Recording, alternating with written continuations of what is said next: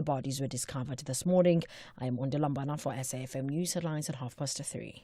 In sports this hour, Proteas won 138-9, trailing South Africa by Australia by 74 runs in the first innings of the World Test Championship final. Moena relishing Club World Cup experience as coach, and Petro de Luanda in BAL final. More details at 3:30. SAFM values your views. Be an active citizen. Specsavers Audiology, South Africa's largest audiology group, brings you the all-new Clarity Pro rechargeable hearing aids. Experience cutting-edge features at a price you can afford. For a limited time only, buy one Clarity Pro rechargeable hearing aid and get 50% off the second. You heard right. Buy one and get 50% off the second. Visit specsavers.co.za to find your nearest store and ask for Clarity Pro today. Specsavers Audiology. Test your hearing and join the conversation. T's and C's apply. What if you open your night to culture? Try new things and make space for new voices, new stories, and new perspectives. Open up your Saturday night with world-class entertainment, reality TV, and drama from 6:30 to 9:30 p.m. only on S3. Open up.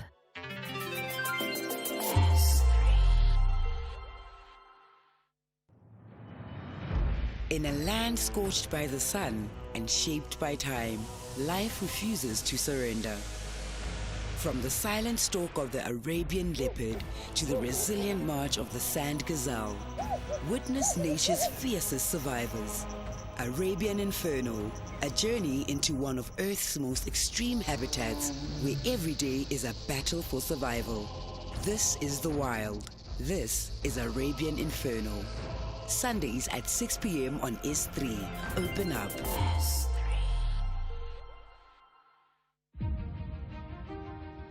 SAFM invites young people between the ages of 18 to 35 to take over the airwaves this Youth Month. All you have to do is send a WhatsApp voice note or text message to 061 410 4107 or email info@safm.co.za. Tell us which show you'd like to co-host and what youth-focused issues the G20 should incorporate ahead of the summit. And we could be calling you. Terms and conditions apply. Right now, you can apply for Absa Ultimate Banking with 34 benefits while listening to this show. This is what ultimate success looks like. It's getting your daughter the ballet shoes you promised thanks to a 2,000 Rand balance booster, while ultimate goal is living life on your own terms with a zero monthly fee credit card. Absa Ultimate Banking is about having it all in one account for 98 Rands per month. Your story matters. Absa. Subject to affordability and scoring. Benefits may be subject to limitations. Terms and conditions apply. Absa is an authorized financial service provider and registered credit provider. The National Pulse with Ashraf Garda on SAFM. You're listening to the National Pulse. Weekdays, 3 to 6 p.m.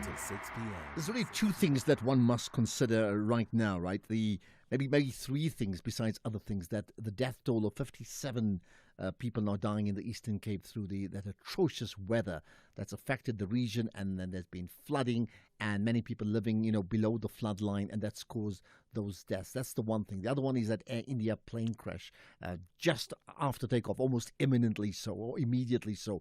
And I just wondered, how do you respond to that when you know, like, you'll be flying the next day? The fact is, statistically, plane crashes are far less than motor vehicle crashes. But there is a sense that when a plane crashes, it crashes, and that's end of story, isn't it? Sure. I don't know. There's, in many cases, the survival rate is like a couple of people, 1 or 2% a time at most, right?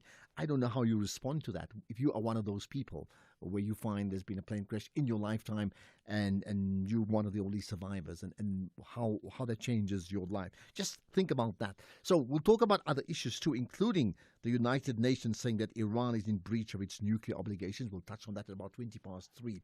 Let's get to one of the biggest issues of the day. My name is Ashraf Garda. Welcome to the show.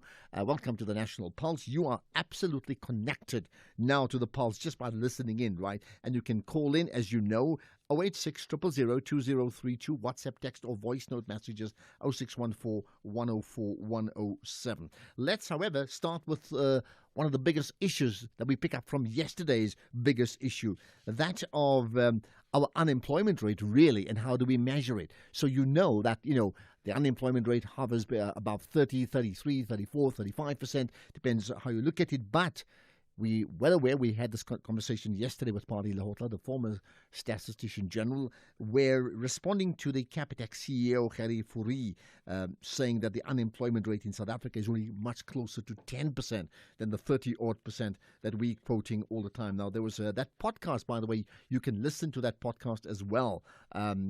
Just go to safm.coza, you'll find it. #SAFM.coza, then look for podcast and the National Pulse, right?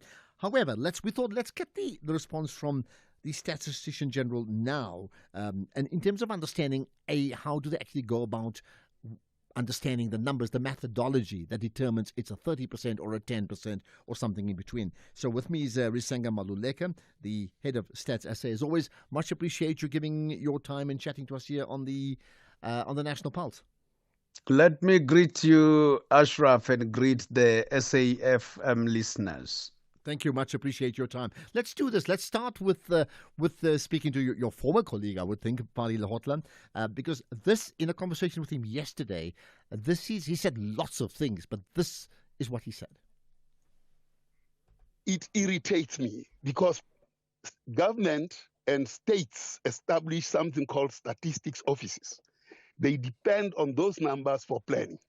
It shows the ignorance that Doug has on the wealth of data that is there. I've said a number of times, Ashraf, that these people don't read the numbers. And then they become choristas to random businessmen that come and lie. This is the dilemma.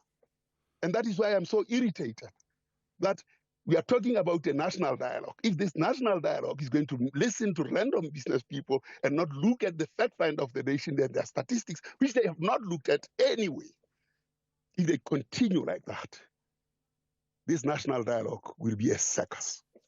Okay, and in fact, it has the ingredients of a circus because these people, the politicians, including the president, don't look at these numbers. He look at the numbers and say we have created 2 million job opportunities. Okay, that's part of a longer conversation I had, so please listen to that podcast. Let me bring in then Risenga Maluleke once again. Now, before we even move further, you've commented about it, and this is the part I want to pick up, right? And you say it becomes necessary to respond when assertions such as those by Fourie give the public the impression that our work does not reflect the reality or is somehow out of step with what is happening on the ground. Now, I think that's a particularly important point. So it's not about whether it's 10 or 30, but there's a question mark about how Stats SA goes about doing its work. So it's a good chance, therefore, to talk to you. And perhaps let's start with that and respond to how you felt when you discovered that certain people, important people in terms of the position as a whole, felt that the unemployment rate was closer to 10 and not 30. Well, Ashraf, I don't have emotive or emotional feelings like my former colleague, because I'm the national statistician, and for me, any debate can come across from any angle. And my responsibility is to put the facts and correct a misunderstanding or misrepresentation of official statistics as facts of the nation. So how I feel doesn't matter here. We have to continue elaborating on the things, on the issues as they come. But let's look at how we deal with employment. We measure employment from two sides. The quarterly employment survey, where we go to the factory gates or where people are hired, where they tell us what they earn and what they get. But that is not enough. So we have what we call the quarterly labor force survey, where we go to people themselves. Because if you go to factory gates, you will only know about those that are working. You will never know about those that are unemployed. So when you go to the households, you arrive, you knock at the door, you ask people older than 15 years, and we have had this discussion about 15 years, why we include them. It's because the Basic Conditions of Employment Act says we need to include them. It's there in the law.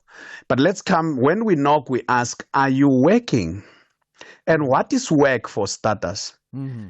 Anyone who works for a minimum of an hour a week, that is a minimum of 4 hours a month, and is employed or self-employed and earns a living and earns some income from that, financial income is employed. So we're talking about people who work in banks who will work 8-9 hours per week, and people who work for engineering firms, work in the mines. But we also talk about people who sell in street corners, whether they sell fat cook or they sell corn or they sell these peanuts and chips. Mm-hmm. Those are employed because they make money out of that. So when you work for a bank, you are in a formal establishment. But when you work and you are not VAT paying and you employ less than 5 people, as long as you are not VAT paying and you employ less than 5 people, or you work alone as a lady or a man who cooks on the street corner and gives people pap, you are what we call in the informal sector. So the whole issue about the CEO of Capitec indicated that we are not counting the informal sector. Yeah. But I'm saying about 3 weeks ago, I released the quarterly labor force survey. And as we have done for the last 25 years since we brought in the labor force, we have reported on the informal sector. And I said the number of people in the informal sector are 3.3 million, and they account for about 19.9% of all people employed in South Africa. So the fact that we are not counting in the informal sector is not necessarily correct. We capture it in the quarterly labor force survey, in the survey of employers and self-employed, as well as in the informal sector report. And I tell you what, I want to pick up your thoughts, because there's lots of, you get guidelines from the ILO, which I think is important for us to understand as well. We'll touch on that next. Planet Earth, third planet from the sun. A cool place within the solar system where you can pause and take a deep breath without your lungs exploding. Home to an amazing array of wildlife and amazing landscapes that will leave you breathless either through wonder or fear. For humans, it's a place they call home, the only one that they have now. Team Surai follows a dedicated group of individuals dedicated to protecting the planet. Their mission: to encourage viewers to take concrete steps to protect the Earth. Catch Team Surai Thursdays at 6 p.m. S3, open up. The Blue Diamonds want to play their hearts out to secure important 3 points. But Masandawana ladies believe victory belongs to them. This is the Hollywood Bet Super League. Catch the big clash of giants, JVW ladies and Mamelodi Sundowns ladies, the Sunday 15 June at 2:30 p.m. Streaming live on SABC Plus and SABC One. Also available on SABC radio stations. Proudly brought to you by SABC Sport. For the love of the game. With the ever-changing financial landscape, it can be difficult to make sense of all the moves at times. Join me, Jimmy Moyaha, on the SAFM Market Update with MoneyWeb, Mondays to Thursdays, 6 to 7 p.m, as we break down the key market trends, top financial stories, and smart investment insights, all in one place. It's everything you need to stay financially informed and ahead of the curve. Proudly brought to you by Volvo. It's safe to be brave with Volvo. Now, you can apply for ABSA Ultimate Banking with 34 benefits while listening to this show. This is what ultimate success looks like. It's getting your daughter the ballet shoes you promised thanks to a 2,000 Rand balance booster, while Ultimate Goals is living life on your own terms with a 0 monthly fee credit card. ABSA Ultimate Banking is really about having it all in one account for 98 Rands a month. Your story matters. ABSA.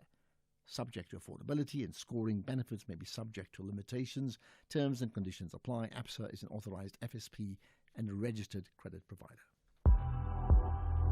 X at SAFM Radio and at Ashraf Garda.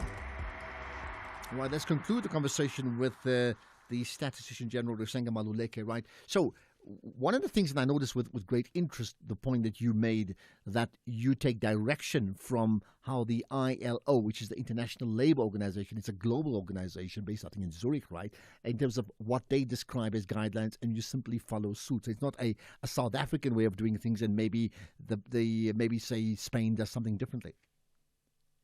Certainly, we are one of the agencies that follow the ILO guidelines. But not only that, it's because in the end, depending on which industry people work in, it does feed such activities, or what they produce, feed into the system of our national accounts. So I want us to look at, we delineate industries the same way we delineate them in national accounts. You have finance, where people work, trade, mining, agriculture, and the like. So particularly when we talk about informal work, we are not talking about people in private households. People who work in private households are separate. They are about 1.1 million in our country. And people who work in agriculture are about 930,000 as regards the first quarter report of 2025. So the 3.3 million is over and above those in private households as well as those in agriculture. Okay, thanks for clearing that up. Here's the last thing for now, right? You've been quoted as saying that the stats assay systems, and I'm quoting, they're open to rigorous examination, inviting scrutiny to ensure integrity and trustworthiness. But the bigger point, that they're open to examination, or let me get this right, they are open to contestation, but our methods are beyond reproach. So there are two issues: open to contestation, but methods are beyond reproach. Maybe we're amplifying what has been said already, but I think it's important to clear up that distinction. Certainly, we do engage with users from time to time. And one of the statutory arrangement that we have in our country is what we call the Statistics Council, that will advise the Statistician General from time to time. It has members of the public from the academia, from professional practice and the like, but also members of the public. When we make our numbers available, they do take us on from time to time and say, we are not happy or we don't understand this. But our methods is because we follow what we call international best practice. That is number one. Number two is that in every report that we release, we make public our methods. So when you have the CEO of Capitec who says this statement and hasn't made public his methods to come to that, but come to look at it this way, and this is my last point. We have 63 million people in South Africa, according to our population media estimates.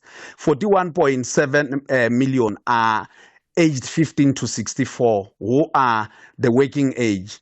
25 million are in the labor force. That is, they are either working or not working. If he says unemployment is sitting at 10%, it means 10% of 25 million, we have 2.5 million people who are unemployed in South Africa. And then it means that we have 22.5 million people who are employed. The SARS from personal income tax doesn't even have such numbers for starters. And to imagine that there are 2.5 million people who are unemployed in South Africa would be misleading the public. Okay, got that. Appreciate you giving off your time today. Risanga Maluleka, Statistician General, Head of Stats SA, responding to the Capitec CEO's Gerrie Fourier's comments and responding as well to the conversation we had yesterday with the former Statistician General, Pali Lotla. This is the National Pulse. Across South Africa, online and on radio. SAFM, let's talk. Right. In fact, what we'll do is we're just making a slight shift. We'll talk about the threat really to Iran in terms of them falling foul or in breach of its nuclear obligations. We'll do that shortly. But I want to get your thoughts. So what do you want to say about this conversation I've just had with the head of Stats SA around how they go about doing their things and clarifying very, very emphatically that there's no way that the unemployment number is close to 10% rather than the 30%. Ronald in Midrand. Go for it, Ronald. Yeah, Ashraf, Yep. It's scary. The scary part is that the minister now who's agreeing with a private person who did not run a data for the entire ground is expected to create jobs by the South Africans because he's a member of the ruling party. How do you then expect someone to create you a job when he says you are all employed? Because 10% is not a worry. So this shows how far detached they are from the people. Secondly, Dr. Lehota is right. You go to the statistics on the table. They are even lazy to read and interpret. The Statistics General have written and interpreted it to them. They're just lazy to read. It's scary how Parks came to this conclusion. And lastly, the other day, it was them going to the White House, to the Oval Office with these private business people. Now, it's another minister saying another private business person is right over and above the information that is given by the institution of government. This can never be another example of state capture or an example of the state being run by these private individuals that they are closer to than the few examples we have seen now. All right. Thank you for raising that, Ronald. And that's Ronald sharing his comments, Pani Lehotla's, and of course Park Stow in his position as a minister that deals with issues of trade, right? Okay, there's another comment about unemployment. Good afternoon, Ashraf. Whilst unemployment rate is said to be very high, many people are in formal employment, and many people in the informal sector could be counted as unemployed, but really they're making a go of their life. South Africans are intuitive. They are making a go of their life. They're doing things. So maybe not formally, but in the informal sector. No, but if you heard correctly, it said actually if you do 1 or 2 jobs in a week, that's it for the day. You are actually considered employed, which actually means that the actual could be much bigger than the 30-odd% that we talk about. Right. I'll play some other comments just now because I know many people have lots of views about that issue, including the Inia crash. There's also been there's this march or the gathering of people, I think, in Egypt all the way to Gaza, and huge issues around that too, and some of the other issues, including, of course, the fact that so many people in the Eastern Cape have died, and lots of questions around that. Let's get the news headlines. Here's Ondela Mbana. Thank you, Ashraf, for the news headlines. Gauteng police have confirmed the discovery of 3 bodies at a veld in Tepisong, west of Johannesburg. The bodies were discovered this morning. Deputy President Paul Mashatile has assured people affected by floods in the Eastern Cape of government support, and the Nelspruit Regional Court in Mpumalanga has granted 3 police officers from the White River Flying Squad 1,500 rand bail each. A full update follows at the top of the hour. SAFM, guiding you through the rush hour traffic. Good afternoon. Starting off in Gauteng, the R59 northbound in Alberton has a crash reported near Michelle Avenue.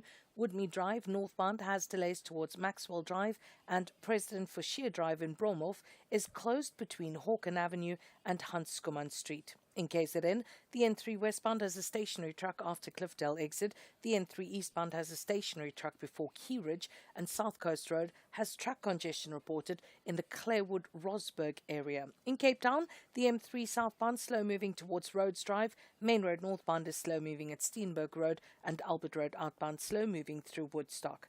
With your traffic update, I'm Irma G. This is SAFM Sports with Tuming Kapele. Chumi, you ready to talk? I'm trying to guess now. It can only be cricket. Of course. Although there's lots of ifs, whats, and buts about that important one-off World Cup cricket test match final at Lord's. Well, a very good afternoon to you, Ashraf, and our listeners. Well, the Proteas were bowled out for 138 in their first innings and trailing Australia by 74 runs in the World Test Championship final. Having started the day on 43 for 4, South Africa just lost 1 wicket in the first session today to get to lunch to 121 for 5, 91 runs behind Australia. And then afterwards, the wickets fell, but David Bedingham top scored at 45 for 111 balls, while Pat Cummins took figures of 6 for 28. Meanwhile, Marquez Ackerman finished with an unbeaten 35 as South Africa A made light work of West Indies A in the final morning to wrap up a 7-wicket win and seal it to a 2-0 series scoreline in the second and final 4-day match at Darren Sammy Cricket Ground in St. Lucia. In football, Mamelodi Sundowns goalkeeper coach Kennedy Muwene believes that the expanded Club World Cup says that it's great because it gives Africa a fighting chance of winning on this global stage. There are 32 teams competing, which are divided into 8 groups of 4 who will play each other once in a round-robin format. The top 2 teams from each group will then go through to the knockout stages. Unlike the international World Cups, the Club World Cup will have no third-place playoff. I think it's good for Africa because last time it was only maybe 2 teams or 1, but this time around it's about 4, which gives us a chance as Africa as well. Even though the number we're still crying about the number. But nevertheless, I think we just have to go and show our case that side. We know that it won't be easy. It's a high-profile tournament. And look, everyone knows, including the boys, they know what we are going there to do. And it won't be easy, but we have to showcase our talent we've got in South Africa and in Africa at large, yeah. Well, still staying with football, Trent Alexander-Arnold says that it's a dream come true to play for Real Madrid. The former Liverpool player was unveiled as a Madrid player today, and he will wear a number 12 jersey. He was actually holding up a Trent 12 jersey today. A day that I've been waiting for a long time now. Very excited, very happy, very proud to be here. It's a dream to be here, but there's still a lot of hard work to do, and I'm excited to get started straight away. It's an exciting time for me. He's actually very fluent in Spanish. I heard him giving a whole speech in Spanish. A lot of people were shocked. That he planned to leave 2 years ago. Well, in rugby, India launches a Rugby Sevens League this weekend in a bold bid to win fans and bolster dreams of the Olympics in a country where cricket is the almighty. Now, the 34-match Rugby Premier League will be staged for 2 weeks from Sunday in Mumbai and has attracted greats of the game such as the United States try-scoring machine Perry Baker. The RPL is run by GMR Sports, which owns a team in the cricket T20 behemoth that is the Indian Premier League. Interesting. It'll be interesting to see how India will do when it comes to rugby. But finally, in Basketball Africa League defending champions Petro de Luanda pulled off a major upset when they defeated Egypt's Al Ittihad 96-74 in the first semi-final played at the Sunbet Arena in Pretoria last night. This was Al Ittihad's first loss this season in the BAL, having reached the finals unbeaten until last night. The Angolan champions, who had lost their opening playoff games, will now face Al Ahli Tripoli from Libya in the final. In the end of the day, we conquered our goal. Really tough experience, the pitch create in the match a lot of situations in duels, Malawi team is impressive because they are really prepared for that kind of football.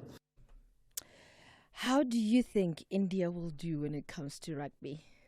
To be very honest with you, my mind's on that cricket final, and worried about the fact that it's clearly a low-scoring game. Mm. And in a low-scoring game, if your lead is like 80-yard or whatever the lead may be, that actually is huge. So a lot depends on how well Australia does in this third inning. Mm-hmm. And if they get like, say, 300, that's a lead close to 400. That's huge. Yeah, true. And that's where my mind is. We'll worry about India and rugby later on. But for me, I think while I'm watching this final, it's like our bowlers are doing well and you're like all happy that South Africa, yes, keep going. But you also tend to forget that as much as the bowling would be good, the batting needs to match up. Well, look, so that both they teams, must do well. Both teams have scored very low. Both teams, yes, to be of fair. course. So it clearly seems like a low-scoring pitch. But still, South Africa is not doing as great as we'd hope for. Absolutely. Yeah. Sadly so. Let's hope that changes around, yeah. This week on BBC Primetime, watching TV could make you a winner. It's the BBC Primetime Watch and Win competition. Just tune into your BBC Primetime shows, answer a few simple questions on S3's TikTok account, and you could walk away with awesome prizes. From thrilling dramas to jaw-dropping reality shows, the more you watch, the more chances you have to win. Watch, answer, win. Only on BBC Primetime. Airs weeknights 9 to 11 p.m. on S3. Your couch just became the best seat in the game. After school snacks, a bag of chips or maybe some biscuits, instant noodles for lunch.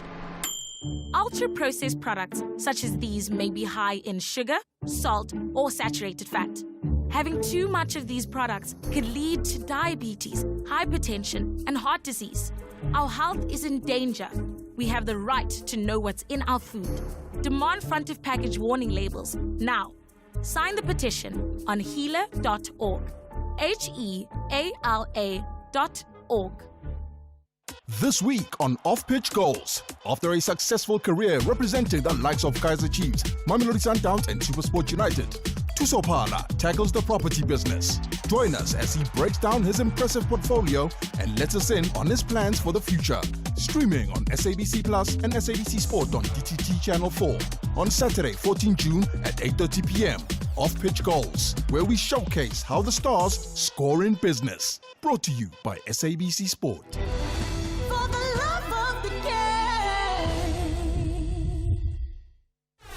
SAFM music, crafted to make you feel real good.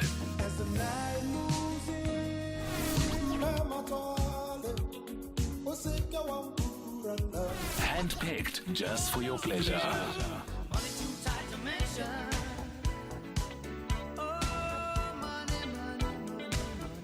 Classics sounding so good, only on SAFM.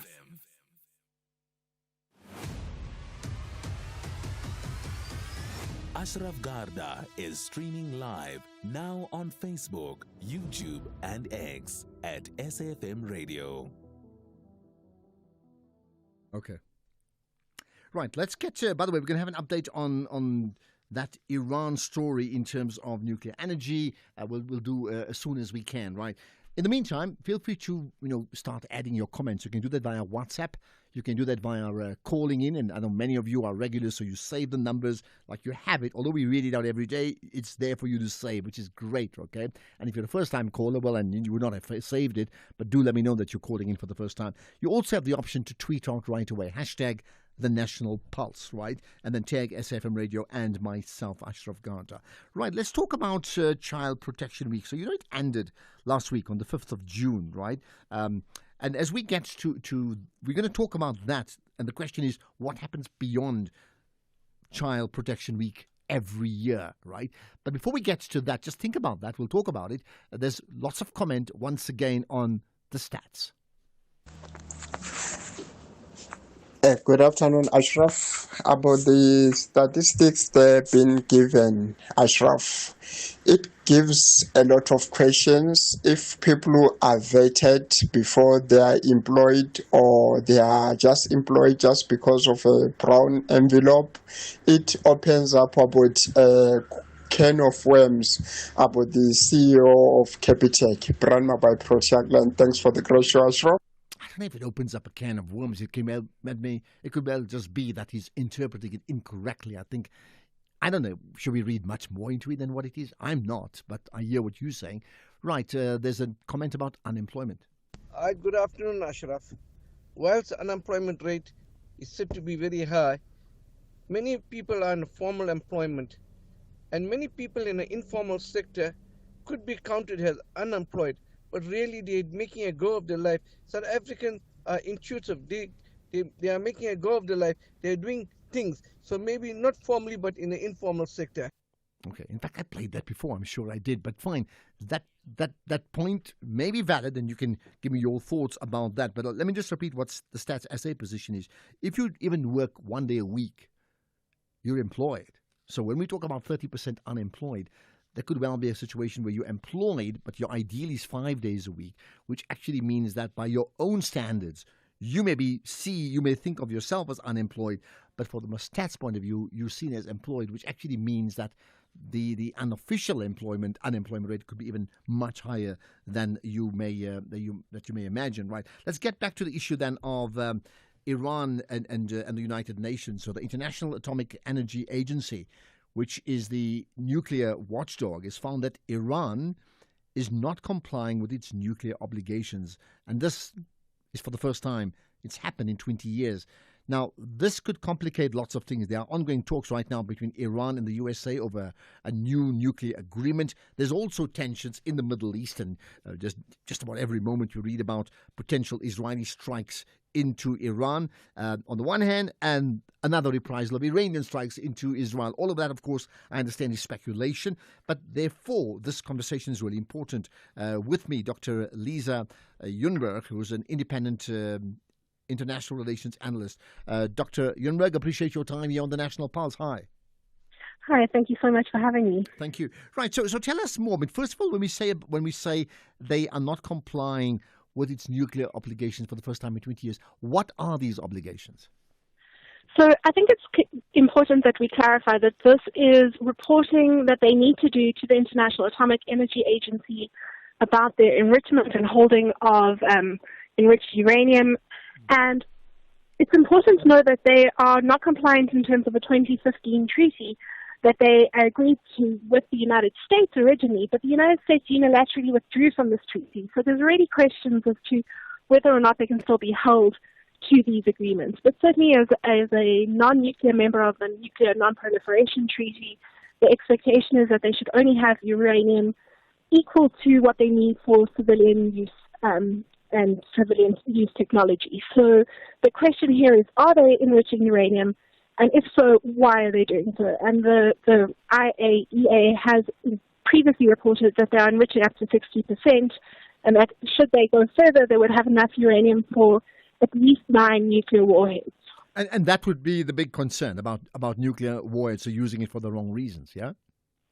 Absolutely. Although there are a lot of questions at the moment as to whether or not we're going to be seeing the Nuclear Non-Proliferation Treaty continuing to exist, given those changes in the global balance of power, and whether or not we're going to start to see states actually searching for nuclear power and to become a nuclear weapon state in order to maintain their security. And certainly for Iran, this is part of their argument that they need it because they are surrounded by nuclear powers, and particularly Israel, which maintains a policy of opacity, but is generally acknowledged to have nuclear weapons and continually threaten Iran. So Iran argues that if they had a nuclear weapon, they would actually be more secure because Israel would be less likely to attack them. I mean, it does lead that question about, how much is enough if you say everything is done in self-defense, isn't it? But let's just jump to the other important issue. When we say they are in breach, right? So how would we know that? How would the International Atomic Agency know that a country is in breach? I mean, what are the checks and balances? So essentially, they have to make reports to the International Atomic Energy Agency, and they have to return information to any questions that are asked, as well as allowing the International Atomic Energy Agency to inspect their nuclear facilities. And the IAEA has been saying that they are not replying with sufficient detail and that they are not giving sufficient information. There is also concern as to whether or not this is because there were sanctions that were imposed as part of the 2015 agreement that were sort of taken off the table, provided that they complied. And these would phase out, essentially, in October this year. So there's very little chance for the international community to snap back these sanctions if it goes past October. So there's almost an incentive to find them in breach now as opposed to later. And I know you mentioned, self-defense, or rather concern about, let's call it hostile neighbors. But has Iran officially therefore responded, as opposed to just hearsay, to the International Atomic Agency? They have. It's actually been quite interesting. They have provided information to their news agencies, saying that the head of the IAEA is actually working together with Israel, and they're discrediting that claim, basically, that they are not complying. But they have also stated that should Israel attack them, they will make sure that they actually upgrade further their nuclear weapons and will actively acquire nuclear weapons. And they've basically said that they will withdraw from the Nuclear Non-Proliferation Treaty in its entirety if sanctions are reinstated. So they're quite vehement in their denial of non-compliance. And what happens, let's assume that they did that, because there's a high level of distrust from major countries around the world on a whole range of issues. Like, for example, the USA not part of things like the ICC or ICJ. Other countries pull out. They don't want to be judged by them. So there's high levels of distrust. So what happens if Iran says, fine, we will withdraw from the International Atomic Energy Agency? What would be the implications thereof? Well, it's kind of complicated at the moment to predict because of the flux in the international system. Certainly, the United States has threatened that should Iran acquire nuclear weapons, they would, use their own nuclear weapons to counter. Israel has said that they will try and take down these nuclear enrichment facilities, but there is speculation that they're so far underground that they would be simply unable to do so with their current weapons that are available to them. But to be fair, I think what you would probably see is sort of an uneasy acceptance that actually Iran can do that and acquire nuclear weapons. We've seen it with other countries before, North Korea being one of the notable countries to withdraw from the NPT and acquire nuclear weapons. And there's very little in the international system that can be done, particularly given the divisions between Russia and the US at the moment. And China is obviously a very important player in this whole equation. And so far, China and Russia both voted no on this particular board decision by the IAEA. So it doesn't look like they would be happy to back an international action. It would be obviously escalated to the UN Security Council. But given, again, the divisions within the UN Security Council at the moment, I don't see this going very far in the current. Because the point you made about Israel is also very interesting, which is, let's assume that they are correct, that yes, that the Iranians have fallen foul of their limitations. But, does that give another country the right to say, well, we will actually police them ourselves as a country and take action ourselves, even if they may well be right in the first instance? So ultimately, responsibility for international peace and security sits with the UN Security Council. But similar to what we saw under the Cold War, we are now in sort of a Cold War setting within the UN Security Council. So it's unlikely that you would get a resolution passed that would sanction Iran.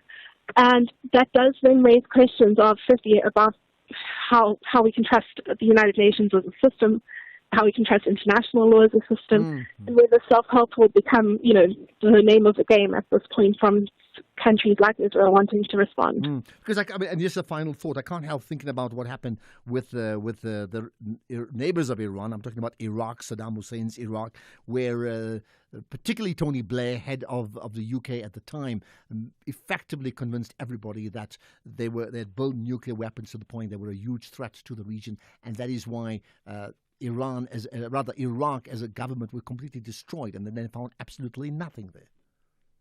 Look, it's quite interesting that we haven't seen greater, escalation with Iran previously. As you say, there were only 2 claims that Iraq had not complied, and we saw a full-scale war. But I also think the times are very different, and certainly the US at the moment is proving to be an unreliable ally. And so I think states would be very reluctant to rush into a war, particularly in the Middle East at the moment when they're feeling very insecure themselves. And let's leave it at that. Well, I'll tell you what, I may well look at Donald Trump and Elon Musk's tweets next to see what they say about this, because you never know what happens per the hour, every hour. Dr. Lisa Yunberg, appreciate your time. Independent international relations analyst, talking about the Iranian situation. Can one word unlock eternal glory? Okay, maybe just a shiny trophy and bragging rights. It's Password US, hosted by the king of chaos himself, Jimmy Fallon. Celebrities try to guess words. Hilarity ensues. Logic? Optional. Laughter guaranteed.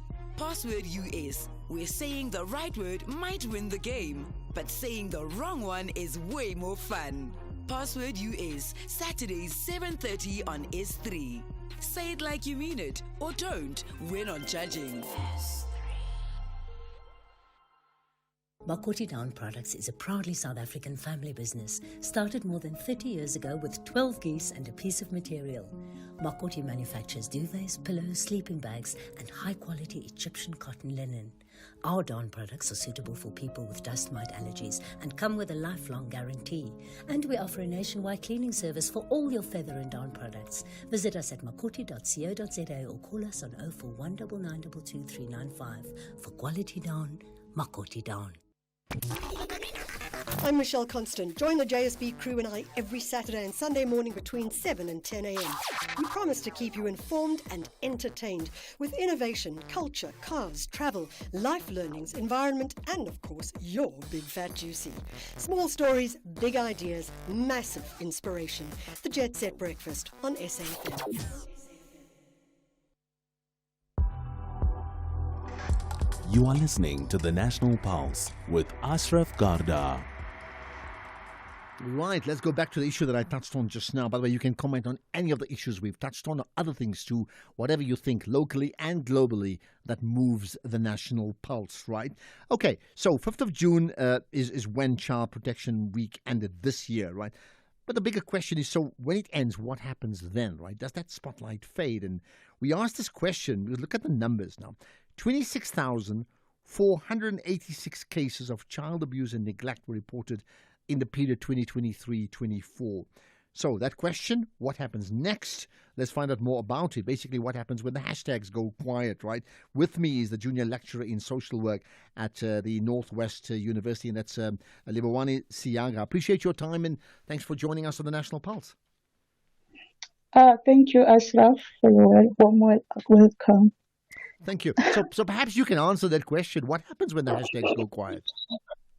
What I can say is that after the hashtag goes down, it's back to reality to all the social work working for child protection, And it's a sad reality that people can just keep quiet while they are facing deeper and threatening reality that is happening to children in South Africa.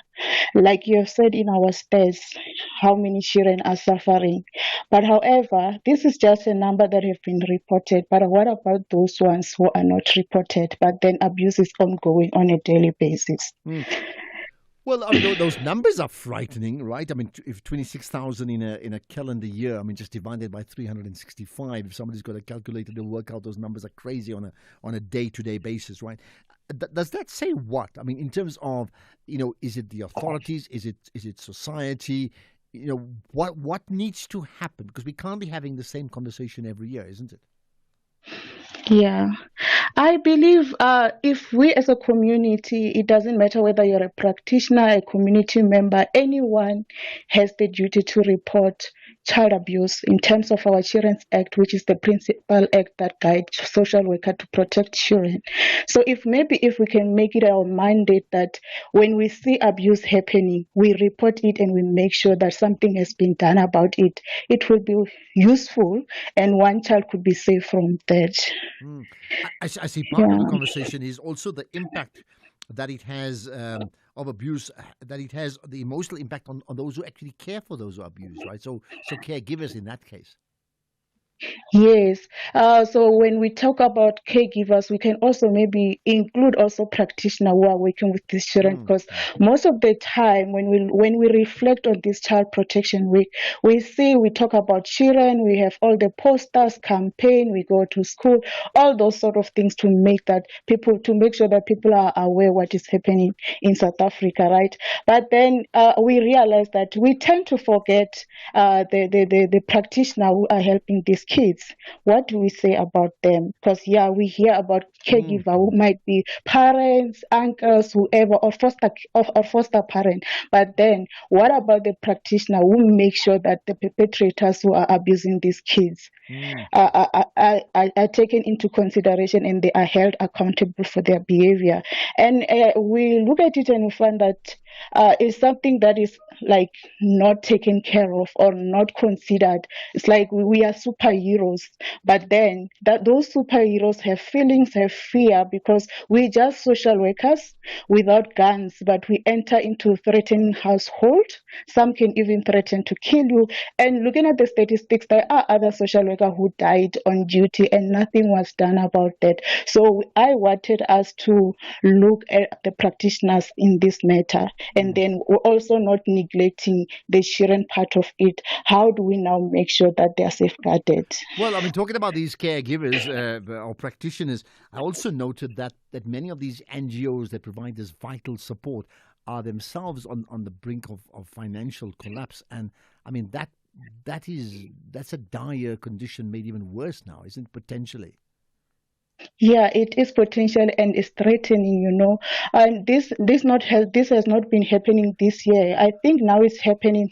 This is the third row conservative happening, where now NGO are forced to close down temporarily because they don't have money to pay their staff. They don't have money to run business. They don't have money to make sure that service is being delivered to the most vulnerable, which could be our children or any other disabled old age home, while we are still focusing on children, but they are still the most vulnerable in our community. So when they close, what happened? Abuse is continuing, but obviously, as a social worker, you can't go to work when you don't have money for petrol or you don't have money to eat for food for yourself. How do you now fill someone else's cup while yours is empty? So I feel like our government, carry on our government here. I feel like our government should also prioritize, because I feel like sometimes the priority are misplaced. We talk about equality, we talk about social justice, but are we doing anything about that? They may say, in fact, they have so many priorities, multiple priorities with diminishing budgets, and they're battling to make ends meet on that basis. But let's end with this. So you go back to where we started. What happens when the hashtag drops, right? Just as we get to news, one final point. Of all the things you've mentioned, what for you is the most urgent priority to ensure that Child Protection Week is a lot more meaningful than it is right now in terms of its impact to ensure that children are much safer? You've got 30 seconds to answer that. I believe that for following the action, it is very much important. So legislation protection for social worker implementing this Children's Act, they should be protected by legislation because there is none legislative to protect them. And then there should be trauma-informed system, not only for children, but for the professional working with them. And there should be manageable caseload and improved collaboration between all the sector. It doesn't matter, school, hospital, and any other professional that are involved in helping the kids, because there is no working together when you look at it. And also public education to reduce the stigma surrounding social work intervention can be looked at, and stable long-term funding for services for social service practitioner, staff development, and mental health support. This could be helpful if maybe we take care of that. Well, that's a big wish list, and we need to work on that. Appreciate your time. Libuwane Siyaga, the junior lecturer in social work at Northwest University, and here's the most singly important question perhaps of the last hour amongst the many things we've spoken about. What happens regarding children or Child Protection Week when the hashtags go quiet? Think about it. Here's the news at 4 with Ondela.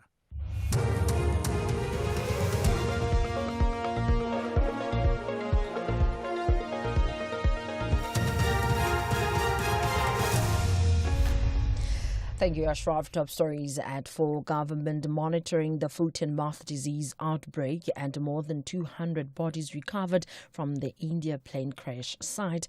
For SAFM News, I am Ondilambana and a very good afternoon. Minister in the Presidency, Khumbudzo Ntshavheni, says government is monitoring with caution interventions by the Department of Agriculture following the outbreak of foot and mouth disease in some parts of the country. The department says a number of livestock in Gauteng, Mpumalanga and KwaZulu-Natal has been infected by foot and mouth disease. Ntshavheni says vaccines have been secured to deal with the impact of the outbreak.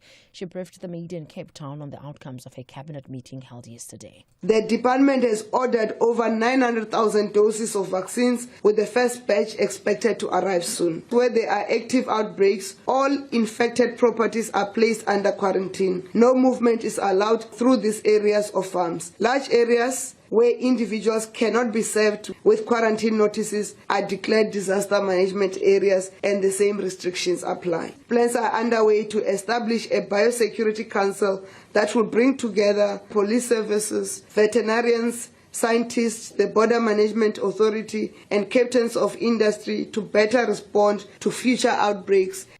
Deputy President Paul Mashatile has assured people affected by floods in the Eastern Cape of government support. This as search and rescue operations continue for missing people, including 4 learners who were travelling in a minibus taxi that was swept away by flood waters. At least 57 people are known to have died and hundreds more have been displaced. Mashatile made brief remarks on the situation ahead of answering oral questions in the National Assembly. Also on behalf of the government, join those who have extended condolences to the families of the people affected by disasters in the Eastern Cape. Our hearts are with you. Government will do everything in its power to assist you. Thank you, Honorable Speaker, for that indulgence. The President will be visiting the Eastern Cape tomorrow. Gauteng police have confirmed the discovery of 3 bodies at a veld in Tshepisong, west of Johannesburg. The bodies were discovered this morning. The circumstances surrounding the incident are not clear at this stage. Gauteng Police Commissioner Tommy Mtombeni says investigations continue. The incident highly probably is related to vigilantism. As for now, one could not confirm whether it's linked to illegal mining. We are still investigating in terms of that incident. The Nelspruit Regional Court in Mpumalanga has granted 3 police officers from the White River Flying Squad 1,500 rand bail each. They appeared in court with 2 other accused. Police officers Jabulani Mbuyane, Solomon Mebo and Lovandre La Reserve have been charged with defeating the ends of justice and dealing in dacha. The police were arrested while allegedly escorting a vehicle loaded with over 100 bags of dacha on the N4 toll road near Matsulu. The other 2 accused were in the vehicle have been remanded in custody. The case has been postponed to next week, Tuesday. The police chief in India's Ahmedabad city says more than 200 bodies have been recovered from the plane crash site so far. He says more than 40 injured people have been taken to hospital. Most of those on board the Air India flight were Indian. The Prime Minister Narendra Modi has described the incident as heartbreaking beyond words. Spokesperson for India's External Affairs Ministry, Randy Jaiswal. What has happened in Ahmedabad is a very tragic accident. We have lost a lot of people. We extend our deepest condolences to all those who have lost their loved ones. It's still an evolving situation. Rescue operations are on, so you'll have to wait a little more time for exact details to be put out. Recapping the top story, Minister in the Presidency, Khumbudzo Ntshavheni, says government is monitoring with caution interventions by the Department of Agriculture following the outbreak of foot and mouth disease in some parts of the country. I am Ondilambana for SAFM News. Headlines at 4:30. In sports this hour, Australia are 27 for no loss in the second innings against South Africa in the World Test Championship, currently leading by 101 runs. And Pyramids make big Rulani Mokwena play while Nelson Mandela walk and run targets 10,000 participants. More details at 4:30. SAFM. guiding you through the rush hour traffic. Good afternoon. Starting off in Gauteng, the M2 eastbound has a crash reported at Denver. The R59 northbound has a crash near Michelle Avenue, and President Fasheer Drive in Bromhof is closed between Hawken Avenue and Hans Skuman Street. In KZN, the M7 St. John's Avenue queuing through central Pinetown, and the N3 westbound has a stationary truck after Cliffdale exit. In Cape Town, the N2 Nelson Mandela Boulevard outbound queuing towards Hospital Bend.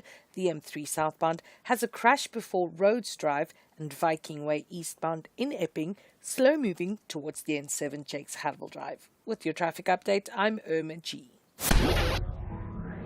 Do great solutions start with good conversation? SAFM, leading the conversations that move us.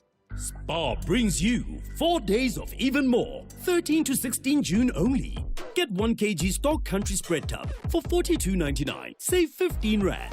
1 litre liquid fruit, any 2 for 50, save 26 Rand. 5 kg Goldie IQF chicken, mixed portions, just $179.99, save 80 Rand. Or 2.5 kg Hewlett's white sugar, only $49.99, save 19 Rand. Only at Spar while stocks last.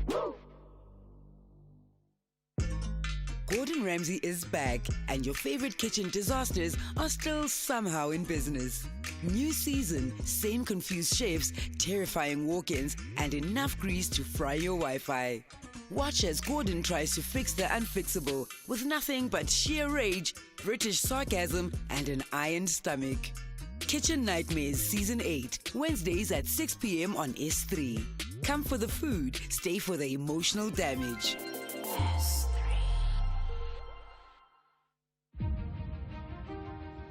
SAFM invites young people between the ages of 18 to 35 to take over the airwaves this Youth Month.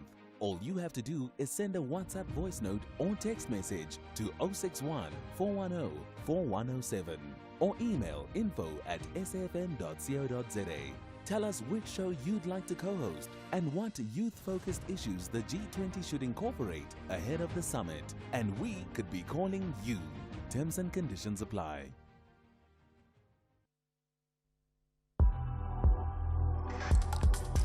The National Pulse with Ashraf Garda on SAFM. You're listening to the National Pulse, weekdays 3 to 6 p.m.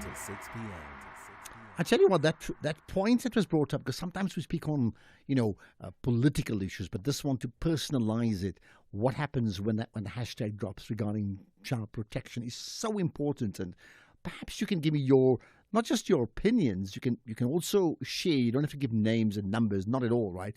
But just share personal anecdotes where there's been problems, say, in a community. So all anonymous, right?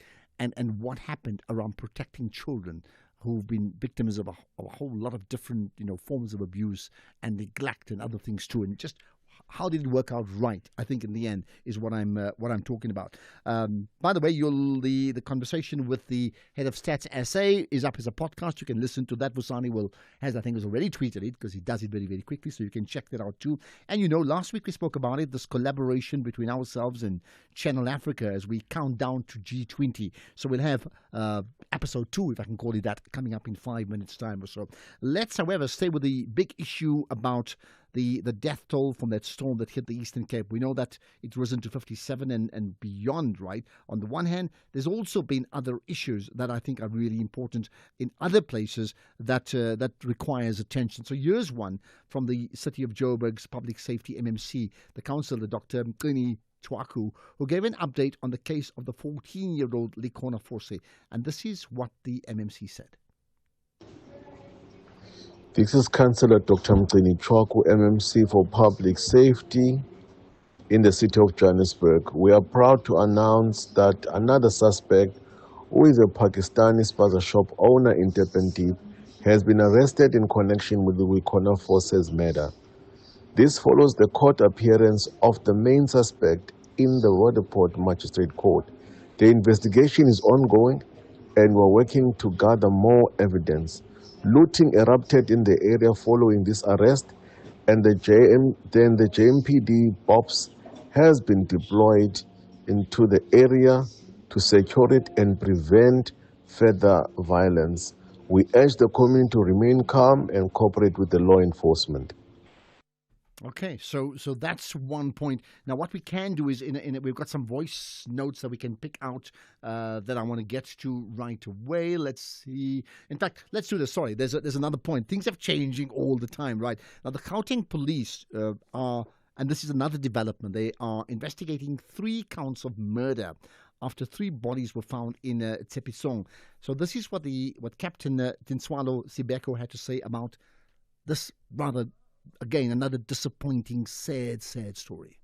Captain Tinswalo Sibeko, the South African Police Service is investigating 3 counts of murder in Tshepisong Phase 6, following the discovery of 3 male bodies in an open field on Thursday, 12 June 2025.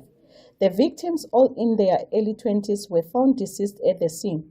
A 4th person believed to have survived the attack is currently at large. The motive behind the attack is currently unknown. Police investigations are underway and no arrest has been made yet. Anyone with information that may assist with the investigation may contact Crime Stop on 08600 10111 or report anonymously via the My SAPS app. Right, now we can get to some of the voice notes that I touched on earlier. So here's one about migrants. Good afternoon, Ashraf and statisticians.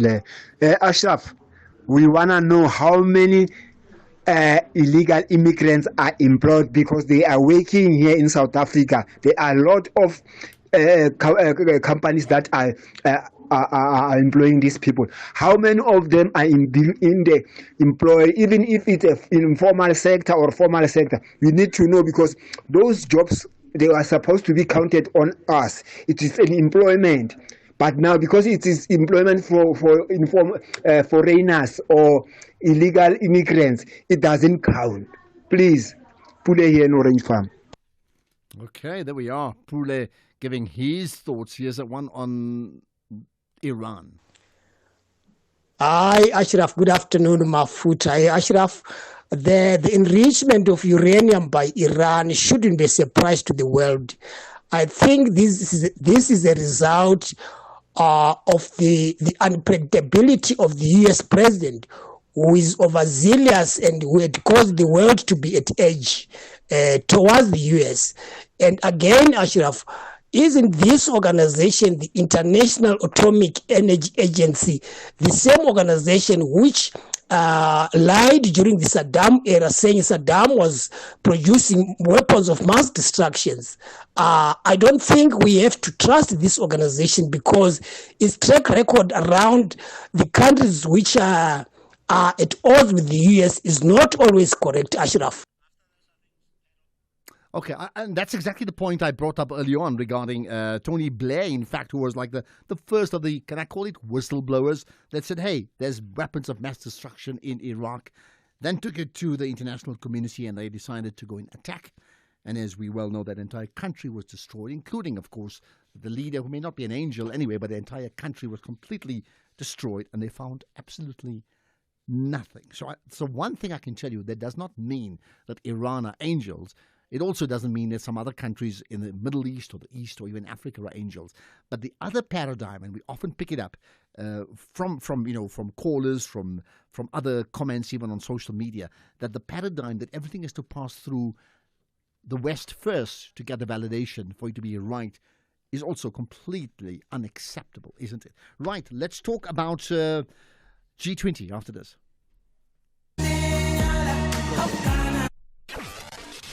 Across South Africa, online and on radio. SAFM, let's talk.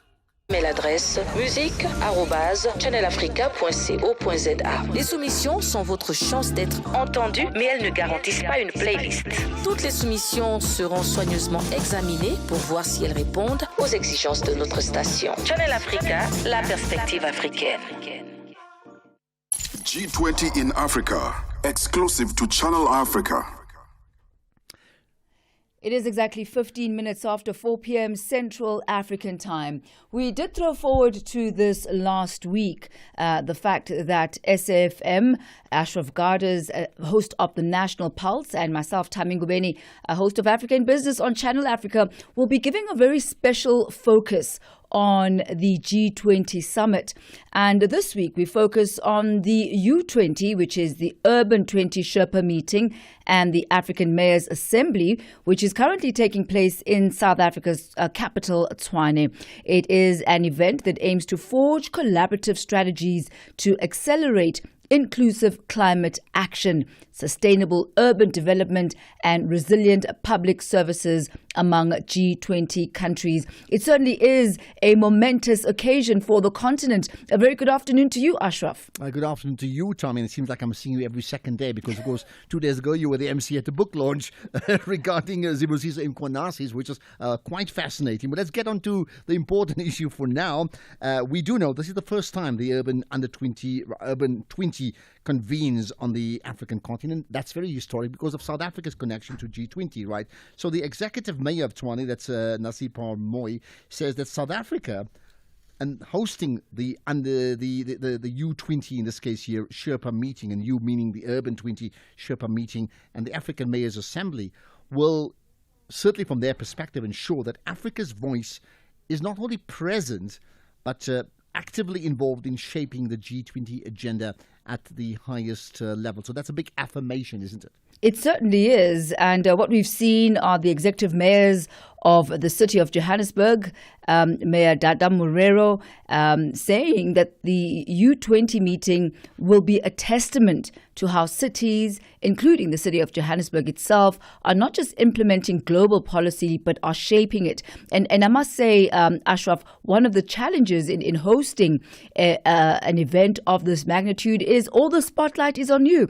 And we both know that, you know, the cities are both facing their own challenges, but it certainly is an opportunity to shine a spotlight on how changes can be implemented, you know, for global sustainability and global improvement of the world's largest cities. Well, I mean, it's a big question, and of course, the question really is how much clout do they have? One thing is putting it on the agenda. The other is can they deliver through that, right? So let's discuss this further. We join on the line by the member of the Mayoral Committee, so MMC, responsible for housing and human settlements at the city of Tshwane, and that's Aaron Maluleke. Much appreciate your time, MMC.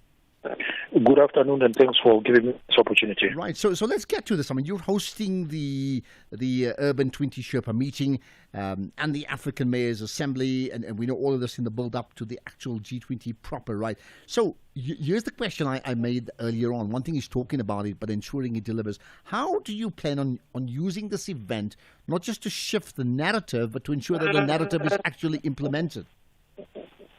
We have had the privilege this morning to take what happened in Rio and to have an opportunity to host this important gathering of mayors here in the city of Tshwane that will galvanize different views that will take resolutions to the G20 meeting, as it was stated by your presenter there earlier on.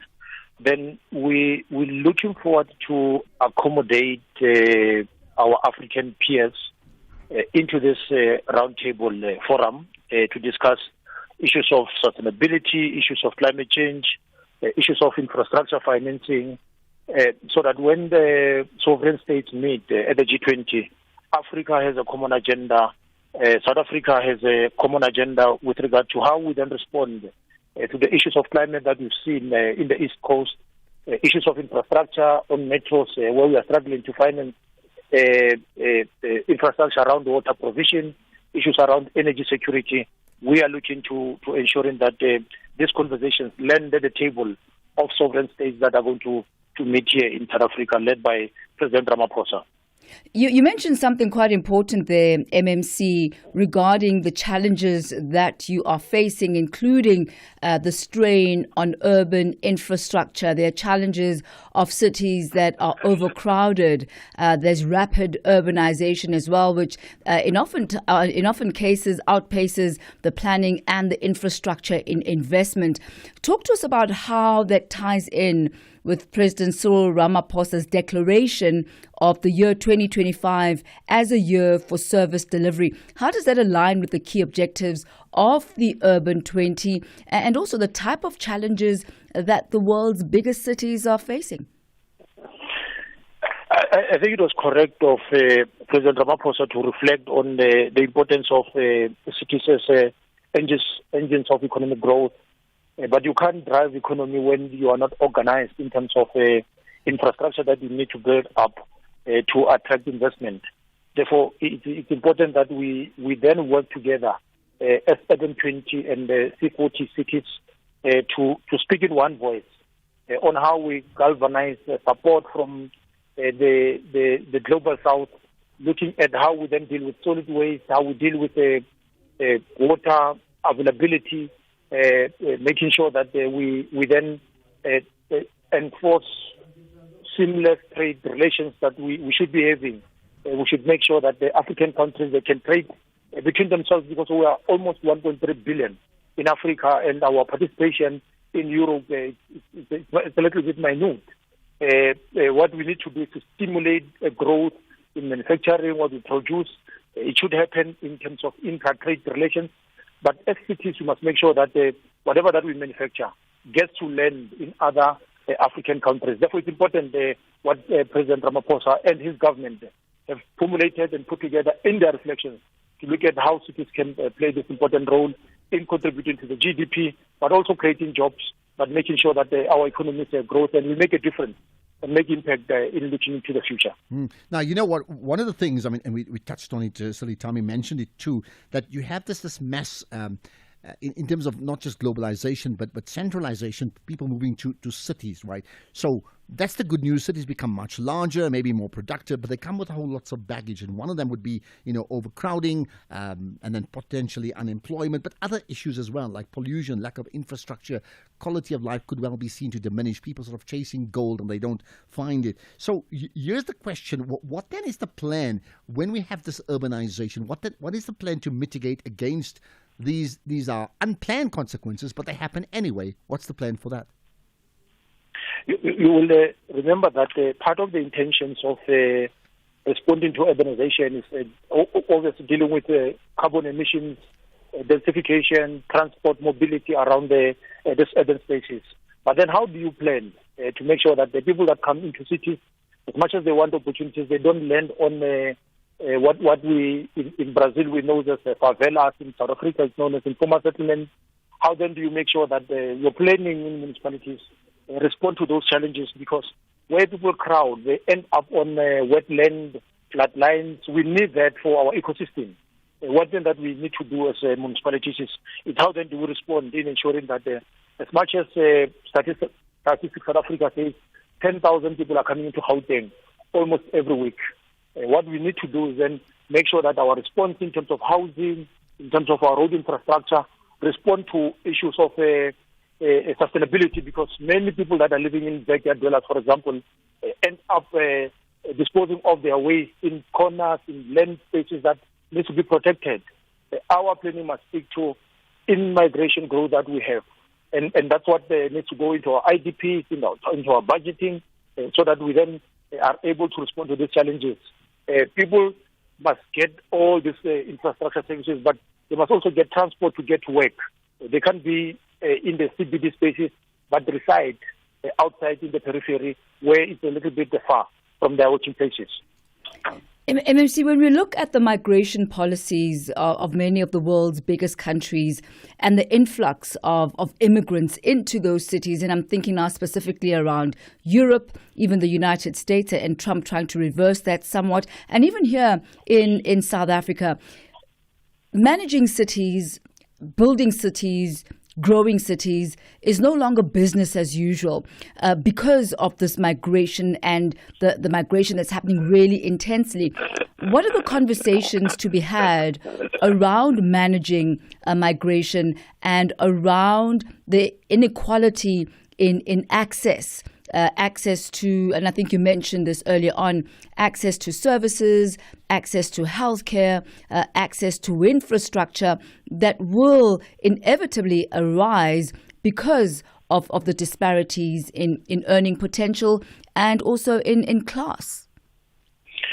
You will know and understand that part of our socio-economic challenges obviously give a rise to dissenting voices that migrants are taking our jobs. But you still have a challenge of inland migration, that people come to Gauteng for job opportunities. I think it was mentioned by your colleague that people are coming to Gauteng for gold opportunities. But when they arrive here, they don't find gold. And they want to scrap anything that they find. Therefore, our policies that we have, if we create opportunities, they should also look at our socio-economic challenges that we're having, so that the young people, biggest cohort that South Africa released, that they are unemployed. We should create jobs, and those jobs are going to come when we've got manufacturing, we've got the e-commerce space where young people, South Africans, are participating. And if you have migrations, whether you're dealing with your porous borders, but people that want opportunities, they're going to do whatever that they want to do to get to South Africa because of these opportunities are here. And people are going to go to Europe because of the one opportunities. A pushback from every government to also speak to how you deal with your citizens, how then you deal with citizens' grievances, so that when you accommodate migrants that come to participate in the economy, it doesn't seem, it's not viewed as you are taking my job. You are taking our space.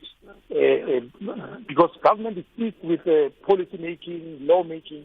We need to make sure that we cushion citizens so that there's no grievance and a pushback, and it causes conflict in every society that we have. Therefore, we have a responsibility when we sit around the table on how then do we deal with how migrants come into cities. Because if you look at America, it has been built by many migrants. Mexicans cross the border, they want opportunities, but President Trump believes that they should be moved back because I think sometimes it's political posturing more than looking at the socio-economic challenges that people are facing in different countries. And as we wrap up this afternoon, Ashraf, I know you do have a keen interest as well as far as smart cities are concerned. I certainly do, and I think, how smart are smart cities, and if they're not so smart, what happens to them? And, maybe the word smart is not stylish as we would think about it, but it's an important point, and I'm glad that we're raising these type of issues every single week as part of this on-air collaboration, certainly from Channel Africa and ourselves, and on SAFM. Tommy? No, certainly. And MMC, as we let you go, we were just talking about the smart cities, and that we know that creating these is another key objective for the G20 countries. Could you highlight for us what strides have been made in achieving this? We are looking at the invention of AI connectivity and making sure that the people get to be in those platforms, the usage of data.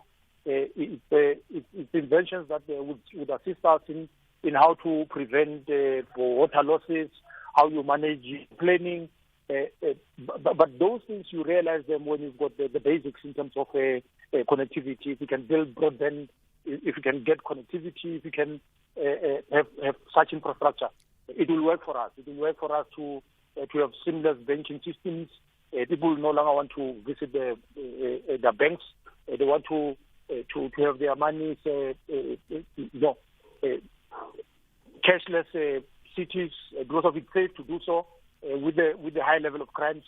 But that connectivity needs infrastructure investment, and all of us, we believe that we have an opportunity to look at how we can work with a private sector, a government, so that we can be able to have a connectivity, but also take advantage of data and other inventions that are around the issues of 5G, 5IR. It's important that we use technology to deal with some of complex issues that we have as local government that have assembled here today. MMC, we thank you very much for your time this afternoon as we take a look at the Urban 20 Sherpa meeting and the African Mayors Assembly currently taking place in the city of Tshwane. We thank you very much, sir, for your time this afternoon. Thank you. Thank you. That's MMC responsible for housing and human settlements at the city of Tshwane, Aaron Maluleka, speaking to us on the line there. Ashraf, very interesting, when he speaks about the responsibility that cities have in ensuring that smart cities become a reality. He speaks about cashless cities. He speaks about a seamless banking system. But in the back of my mind, I'm thinking, we are there representing Africa, and are we able to really put the African agenda on the table, considering the fact that our infrastructural challenges and issues of access are very different to a lot of the other countries that form part of the G20?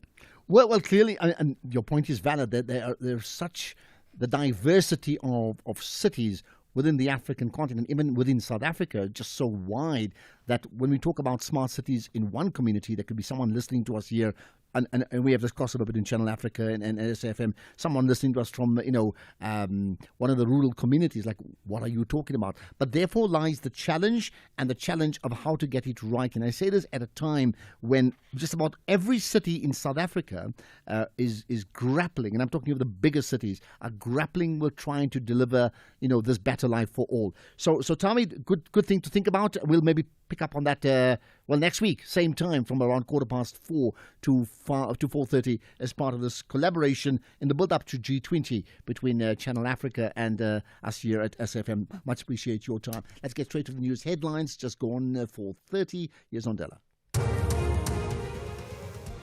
Thank you, Ashraf. On the news headlines, the Cabinet has approved the ban to import tabufas, commonly known as the Gallipyrim, into the country. This was announced by Minister and the Presidency, Khumbudzo Ntshavheni, during a post-Cabinet media briefing in Parliament. Gauteng police say they are only aware of one person being arrested for the murder of 14-year-old Likhona Fose, and Kenyan police have fired tear gas to disperse dozens of protesters in Nairobi who were demonstrating against the death of a blogger in police custody. A full update follows at the top of the hour with Greg House. The Blue Diamonds want to play their hearts out to secure important 3 points. But Masandawana ladies believe victory belongs to them. This is the Hollywood Bet Super League. Catch the big clash of giants, JVW ladies and Mamelodi Sundowns ladies, the Sunday 15 June at 2:30 p.m. Streaming live on SABC Plus and SABC One. Also available on SABC radio stations. Proudly brought to you by SABC Sport. For the love of the game. It's a tough day for Mark. Tight deadlines and challenges everywhere. But Mark can rest easy, because when he bought his Hino 700 2845 truck tractor, he received a complimentary service plan covering up to 210,000 kilometers for short haul and up to 280,000 kilometers for long haul. Nice one, Mark. Visit your dealer today to find out more about this limited time offer. Hino, all the way. T's and C's apply. A new client, a bulk discount, a chance to expand. Business opportunities don't wait, but with a Standard Bank Business Revolving Loan, neither do you. Get up to 10 million Rand in funding, access it anytime, and borrow again as you repay, giving your business the cash flow it needs when it needs it. Keep your business growing with a Standard Bank Business Revolving Loan. Visit standardbank.co.za/business loans to apply. Standard Bank is an authorized FSP and registered credit provider. T's and C's apply. The Blue Diamonds want to play their hearts out to secure important 3 points. But Masandawana ladies believe victory belongs to them. This is the Hollywood Bet Super League. Catch the big clash of giants, JVW ladies and Mamelodi Sundowns ladies, the Sunday 15 June at 2:30 p.m. Streaming live on SABC Plus and SABC One. Also available on SABC radio stations. Proudly brought to you by SABC Sport. For the love of the game.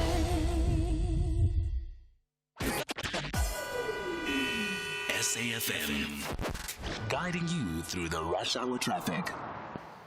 Good afternoon. Starting off in Gauteng, the M1 southbound is slow moving towards Boysons. The N1 southbound in Fairland has a crash reported after the Malibongwe Drive exit, and the N3 northbound in Bedfordview queuing on the link to the N12 east at Gillies interchange. In KZN, the N3 westbound has a stationary truck after Cliffdale exit. The N3 westbound in Pietermaritzburg has a stationary truck after the Ashburton exit, and the N2 northbound has a stationary vehicle after Spaghetti Junction. In Cape Town, the N1 inbound has a crash reported. That's on Plattekloof Road. The M5 southbound queuing towards Kromboom Road exit, and Voortrekker Road in Parow is where police incident is reported. That's between Jan van Riebeeck Drive and Karpas Street. The road's been closed off. With your traffic update, I'm Irma G. This is SAFM Sports with Tuming Kapele. Right, Tommy, for an update on the big event at Lords. Yes, we start with cricket on the go. Australia 32 for 2 at tea in the second innings against South Africa at Lords in the World Test Championship final. Kagiso Rabada dismissed Usman Khawaja for 6 and Cameron Green for a duck. So Australia now are leading by 106 runs. And still staying with cricket, Proteas woman batter Tasman Brits was left frustrated after the loss to West Indies in the first of 3 one-day internationals. South Africa went down by 4 wickets at the three ovals on Duckworth Lewis method following some rain interruptions that forced the Windies target to be revised to 180 in just 34 overs. Yes, I think we actually started quite well with the bat up front. I think Wolf and I, in the power play, we actually got to, 43 or 45. I don't think that was too bad. I do think we maybe lost it a bit in the middle. Bowling, I think we didn't hit our line and length probably like we should. I think they came out guns blazing, so all credit to them for doing that. But we're gonna have to put up a socks. We can't keep losing the first ODI. We're gonna have to start winning that and making that a change, especially if we're going to the World Cup.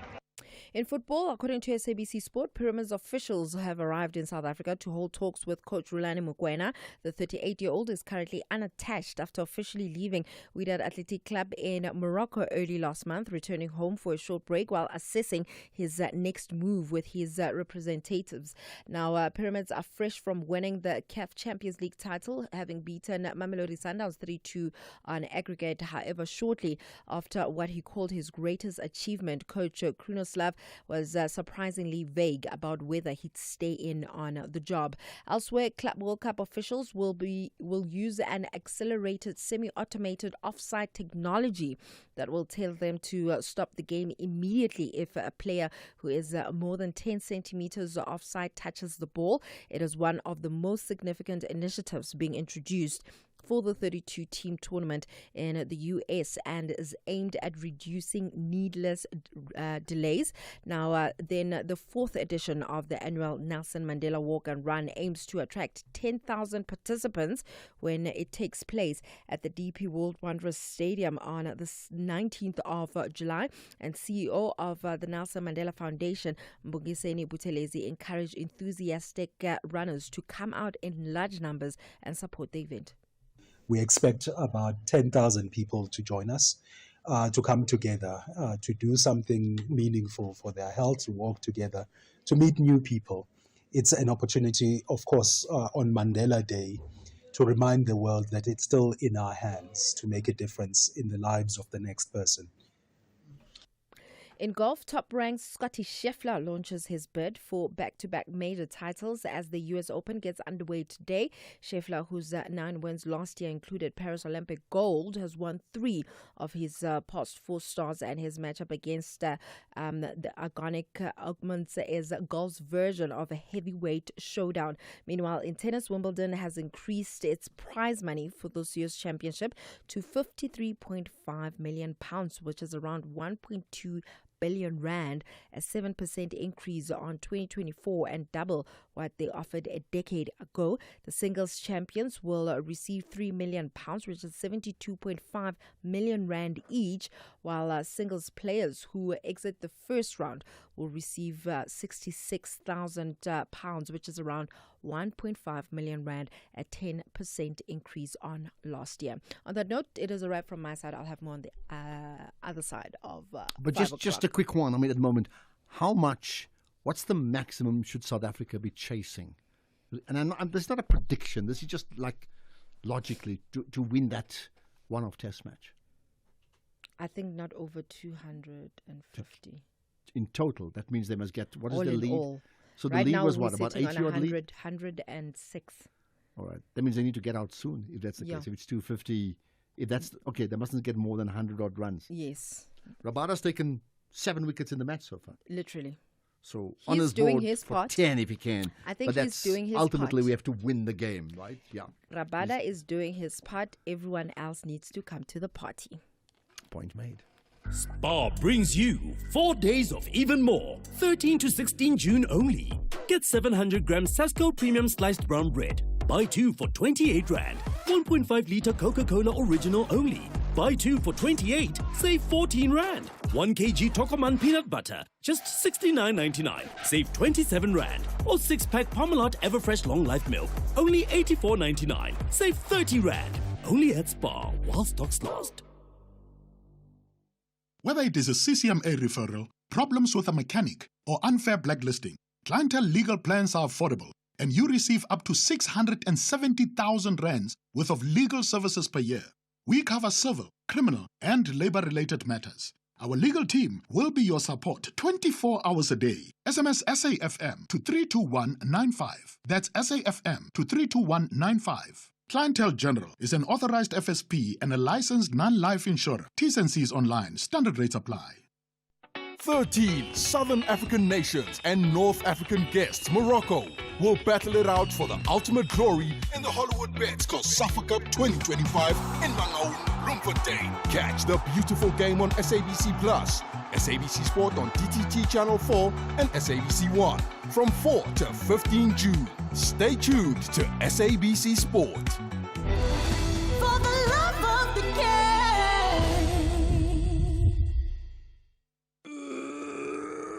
Honey, what are you doing? I'm stretching for tonight. I thought you're not dancing at bachelorette parties anymore. Baby, we need the money to put Johnny through matriek mos. And what's the police uniform for? The clients feel safer when I wear it. No, man, just sell your bucky to We Buy Cars. They give the best prices and they pay you within minutes. Okay, but can I just go and dance one more time, please? You know how much I love it. No, the buyer's already on his way here. Wow, okay. Strapped for cash? Just sell your vehicle to We Buy Cars. The easiest way to sell your car by far.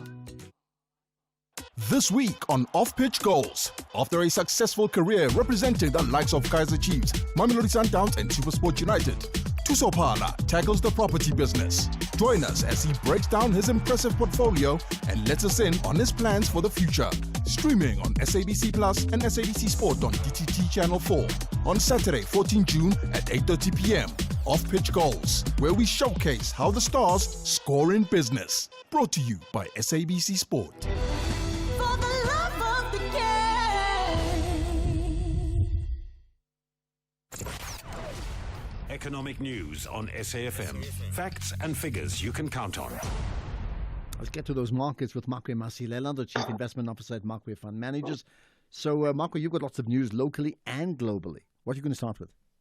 Yeah, international markets combined with global, with domestic markets. As of afternoon, Trump reiterated that he will set unilateral tariff rates in a week or two, reigniting tensions a day after Chinese and U.S. officials struck a positive tone in their trade talks. Maybe those comments, who knows, are just an effort to ramp up an agency when it comes to those talks. And nearly 2/3 of top investors identified trade tariffs as the most significant macroeconomic concern impacting their strategy. And here we are talking about investors who are managing almost $67 trillion and also weighing on sentiment were rapidly rising tensions in the Middle East after U.S. confirmed that it was pulling out personnel from Iraq and other Middle Eastern countries amid fears of military action. And we've seen more evidence of cooling U.S. inflation in the form of producer prices that itself extended paths of interest rate cuts in the U.S.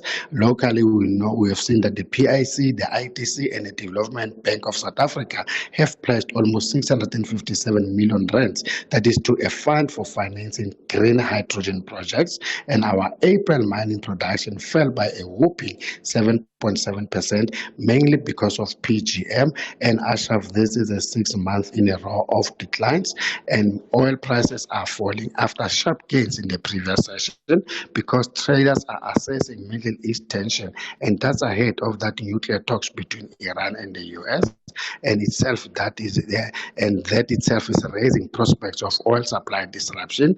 Remember, those talks will be happening on Father's Day, and Brent crude is down 2.3% at $69 a barrel, and the yellow metal benefiting from the same Iran tensions and a weaker dollar, and gold continues to be on storage, and now is up 1% at 3,387. Platinum up 2.6% at 1,270.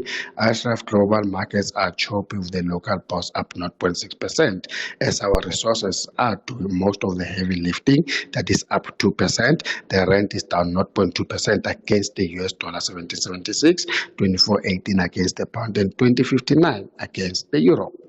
Okay, and that's perfect. We'll have another connection with you tomorrow. Don't forget, we have the SFM market update coming up around 6 o'clock. Well, not around, will happen 6 to 7. So listen out for that 1 hour of the markets around the world that comes up here on SAFM.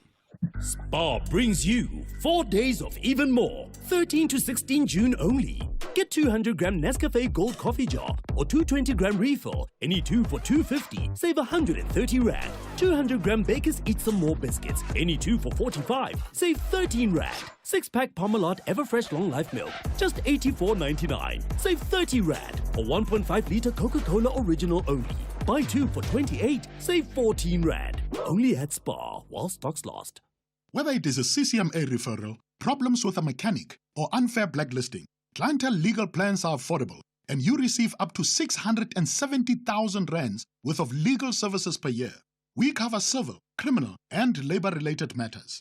Our legal team will be your support 24 hours a day. SMS SAFM to 32195. That's SAFM to 32195. Clientele General is an authorized FSP and a licensed non-life insurer. T's and C's online. Standard rates apply. 13 Southern African nations and North African guests, Morocco, will battle it out for the ultimate glory in the Hollywood Bets COSAFA Cup 2025 in Mangaung, Bloemfontein. Catch the beautiful game on SABC Plus, SABC Sport on DTT Channel 4 and SABC 1 from 4 to 15 June. Stay tuned to SABC Sport. For the love of the game.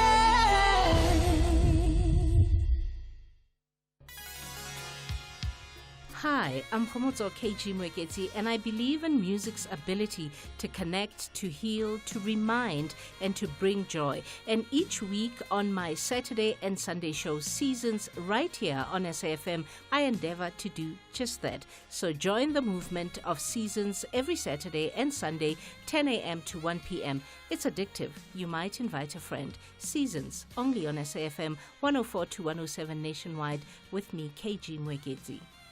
Because where words fail, music speaks.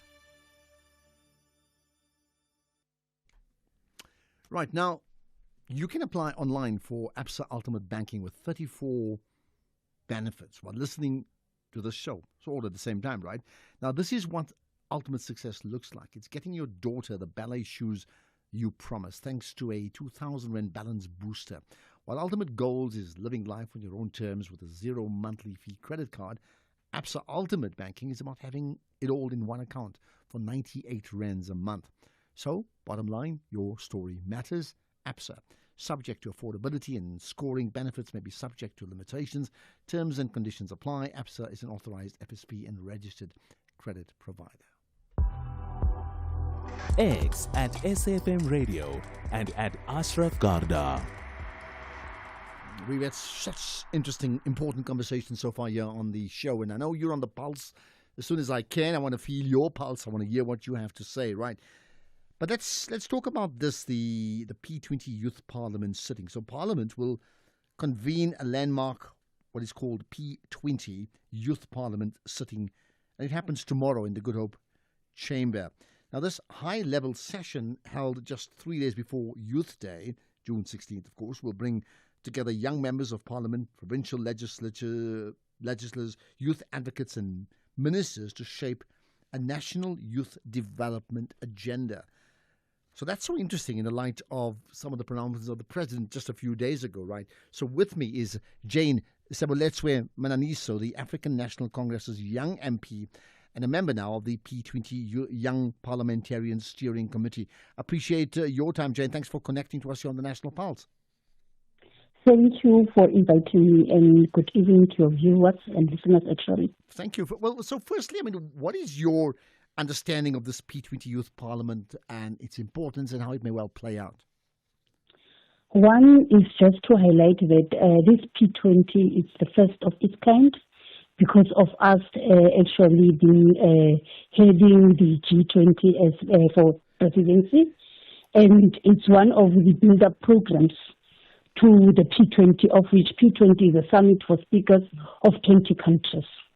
So what will be happening in this particular platform is we are creating a platform for policy dialogues, prioritizing specific issues that speaks to youth economic participation, employment opportunities, and developing as well medium-term youth development agenda for South African youth. So here we're going to be getting mandate from different formation of young people in terms of what is it that they would want us to do as Parliament for future. Looking at this term that we are within from now on moving up until to the last term of this 7th Parliament, because you would know that this is the first session for this 7th administration in terms of youth engagement and youth involvement. So in terms of the practical program, for the Youth Parliament, how does that play out then? Remember, what will happen, as I indicated to you, there's a concept document that is actually outlining thematic programs that those young people who would be participating would be focusing on in terms of discussion. For instance, if we speak on issues of economic growth, all young people from different formations will be giving their views based on their policy position so that we check in terms of the commonality where we find each other as young people of South Africa in terms of what are the issues that we can prioritize, be it education, socially, and as well the advancement of technology. Well, just to mention important issues there, right? I think you made the point about young people feeding into Parliament, into the young Parliament or Youth Parliament, and that will assist. Now, one of the biggest issues has been this disconnection for many people about young people's voices, and many suggesting, in fact, one is to mainstream young people's voices, not just in the Youth Parliament, but in the main Parliament proper. What are your thoughts on that? My thought in terms of mainstream, the fact is that people, they don't understand that there's nothing that you can do without young people.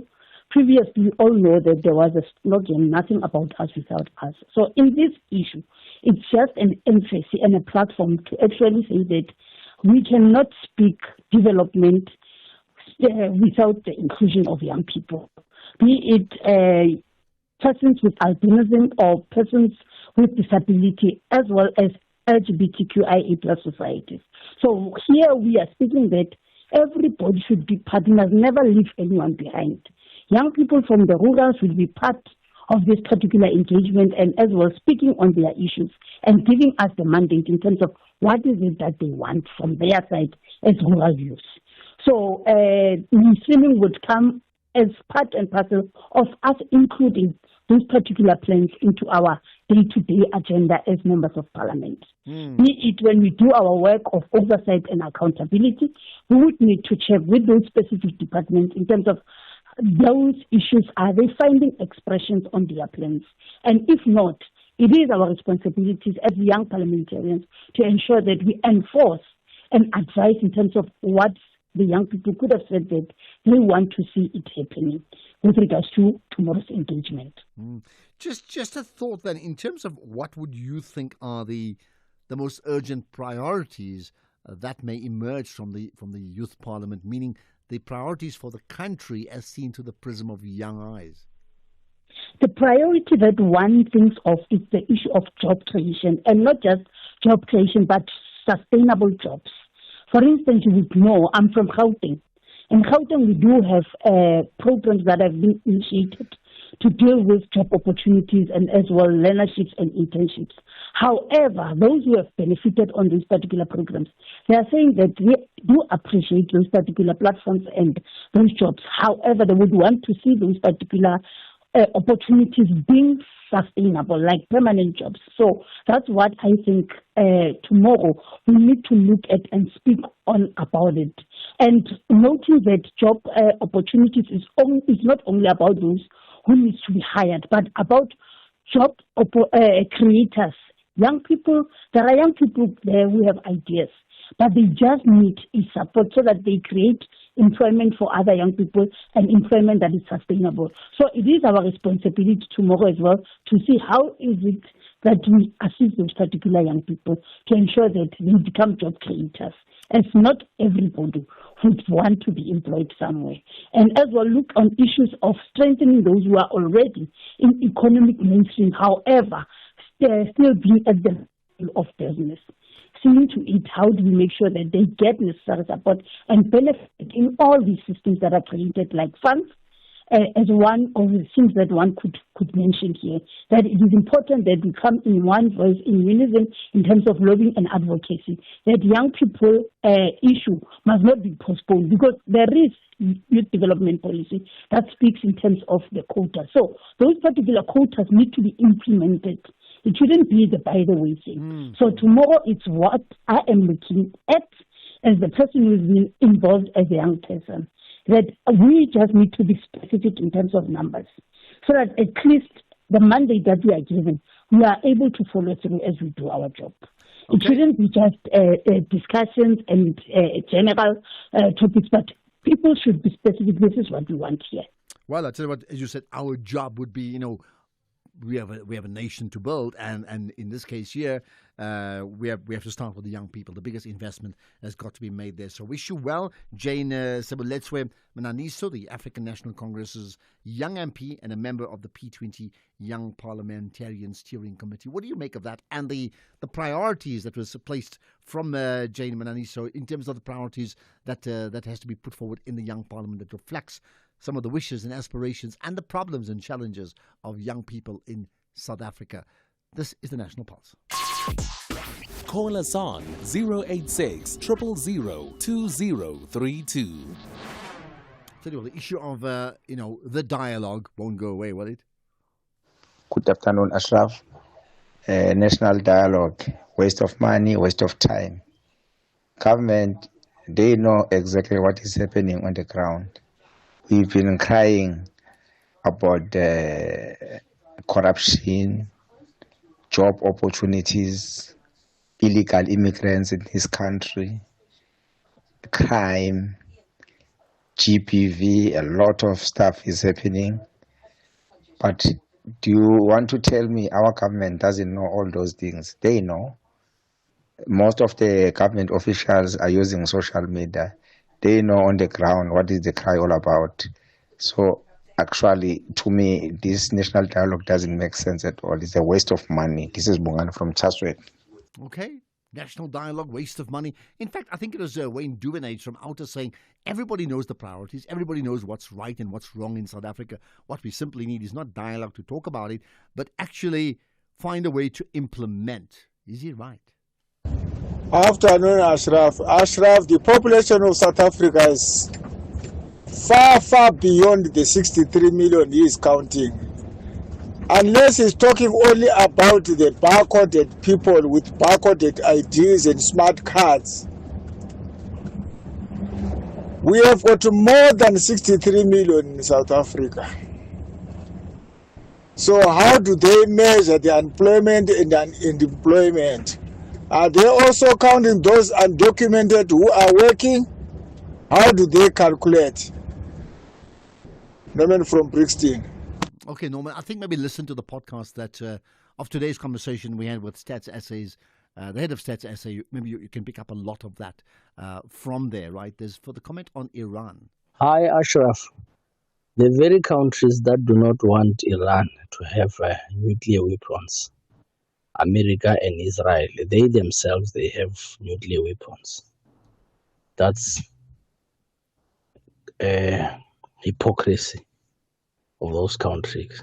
Thank you very much. Okay. Should we add to that? You have your own thoughts, I'm sure, about it too, right? Hi, Ashraf. Good afternoon, Mafuta. Ashraf, the enrichment of uranium by Iran shouldn't be a surprise to the world.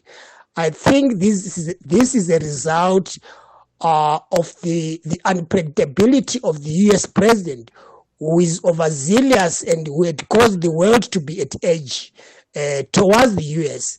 And again, Ashraf, isn't this organization, the International Atomic Energy Agency, the same organization which lied during the Saddam era, saying Saddam was producing weapons of mass destruction? I don't think we have to trust this organization because its track record around the countries which are at odds with the U.S. is not always correct, Ashraf. Okay, and I think that point has been amplified already by many people indeed. Right, let's get to the news now. It's brought to you by Absa Ultimate Banking. Apply online to get 34 benefits subject to affordability and scoring.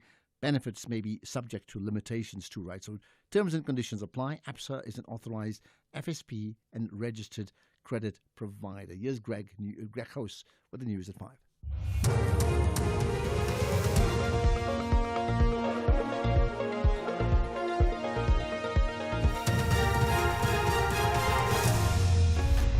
Thank you, Ashraf. And we begin with news just in. The death toll in the Eastern Cape has risen to 67 after the storms there. This was announced by the Minister of Cooperative Governance and Traditional Affairs, Nkosini Hlabisa, who is updating the nation on the state of damage in the province. Search and rescue operations are ongoing for missing people who were swept away by floodwaters. The minister's conveyed his condolences and says he will visit the families of the deceased. Cabinet's approved a ban on the imports of Turbofos, a highly hazardous insecticide, into the country. This was announced by Minister in the Presidency, Khubutso Ntshabeni, during a post-cabinet media briefing in Parliament. It follows the death of children after consuming snacks from spaza shops. She says a report compiled by experts indicates that the insecticide caused the death of 6 children in Soweto.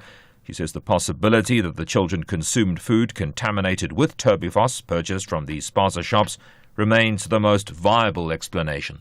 Given the submission by the IMC, advised by the Ministerial Advisory Council, Cabinet has approved the ban of Turbofos or alipirime, the import of Turbofos or alipirime in South Africa, a chemical compound classified as an organophosphate commonly used as an insecticide and a pesticide in the farming community. In light of recent misinformation, the following are the statistics. Ntshabeni says government is monitoring with caution interventions by the Department of Agriculture following the outbreak of foot and mouth disease in some parts of the country.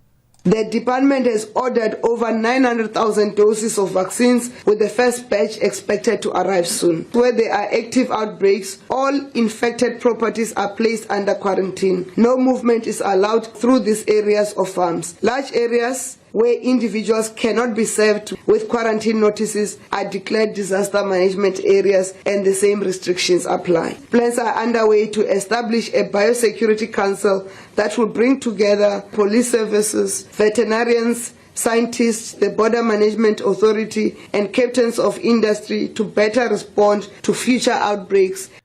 Police are only aware of one person arrested for the murder of a 14-year-old girl whose body was found in bushes in Durban Deep and Roodepoort, west of Johannesburg, almost 2 weeks ago.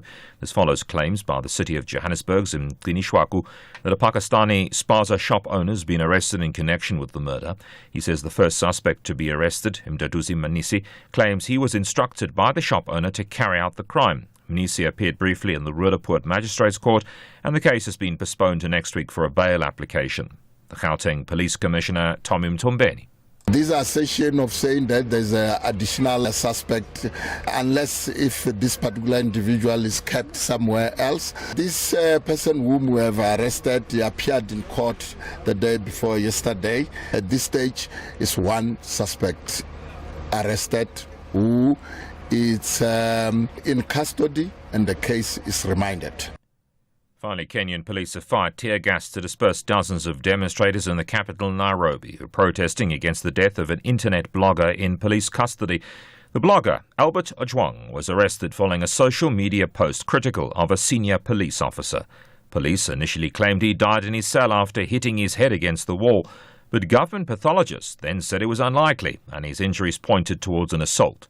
Kenyan authorities have been accused of the harsh crackdown on government critics. The top story and its news just in is that the death toll in the Eastern Cape storms has risen to 67. This has been announced by the Minister of Cooperative Governance and Traditional Affairs, Nkosini Hlapisa, who's updating the nation on the state of damage in the province. Search and rescue operations are ongoing for missing people who were swept away by floodwaters. That's SAFM News. I'm Greg Khus. Thanks for that, Greg. And just a reminder, this news bulletin brought to you by ABSA Ultimate Banking. Apply online to get 34 benefits, subject to affordability and scoring. Benefits may be subject to limitations, terms and conditions apply. ABSA is an authorized FSP and registered credit provider. Ultimate Value is opening an account with 34 benefits while getting her a treat. Ultimate Success is getting her the ballet shoes that you promised. With the 2,000 Rand balance booster, Ultimate Goals is living life on your own terms with a credit card with 0 monthly fees. ABSA Ultimate Banking is about having it all in one account for 98 Rand per month. Apply online now. Your story matters. ABSA, subject to affordability and scoring. T's and C's apply. ABSA is an authorized FSP and a registered credit provider. In sports this hour, Australia 44 for 2 in their second innings, leading by 118 against South Africa in the World Test Championship final, and Wimbledon increases its prize money for this year's championships. More details at 5:30. SAFM, guiding you through the rush hour traffic.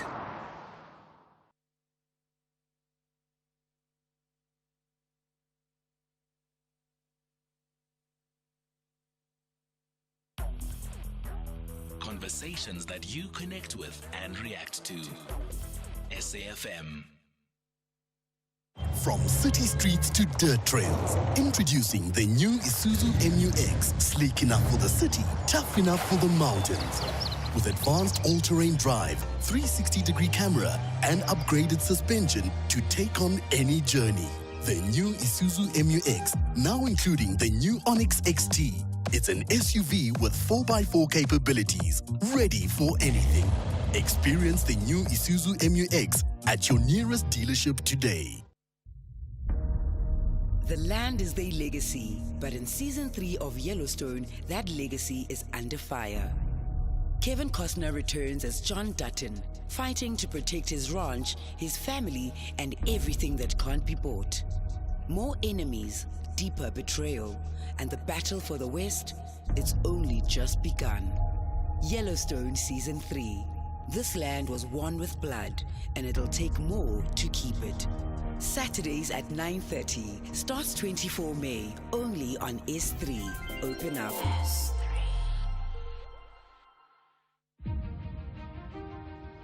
SAFM invites young people between the ages of 18 to 35 to take over the airwaves this Youth Month.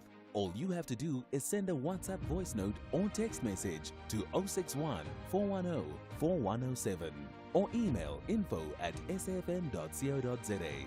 Tell us which show you'd like to co-host and what youth-focused issues the G20 should incorporate ahead of the summit. And we could be calling you. Terms and conditions apply.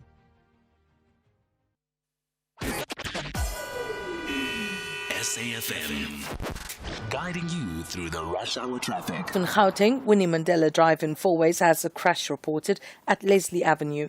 The N12 R24 westbound in Bedfordview queuing on both routes towards Giluli's interchange, and the N1 southbound in Fairland has a crash reported after the Malabongwe Drive exit. In KZN, the M7 is queuing at South Coast Road. On the N3 westbound, a stationary truck reported after Key Ridge, and on the N3 westbound, a stationary truck reported after the Cliffdale exit. In Cape Town, Lisbeth Parkway in Mowbray has a crash at Durban Road. Govan-Becky Road and Khayelitsha has heavy traffic between Symphony Way and Swartklip Road, and Gilberson Drive in Parow, queuing towards Voortrekker Road due to a police incident. With your traffic update, I'm Irma G. So a reminder, you now can apply online for Absa Ultimate Banking with 34 benefits while listening to the show. This is what ultimate success looks like. And it's getting your daughter the ballet shoes you promised thanks to a 2,000 Rand balance booster. While Ultimate Goals is living on life on your own terms with a 0 monthly fee credit card. Absa Ultimate Banking is about having it all in one account for 98 Rands per month. Your story matters. Absa, now subject to affordability and scoring. Benefits may be subject to limitations. Terms and conditions apply. Absa is an authorized FSP and registered credit provider.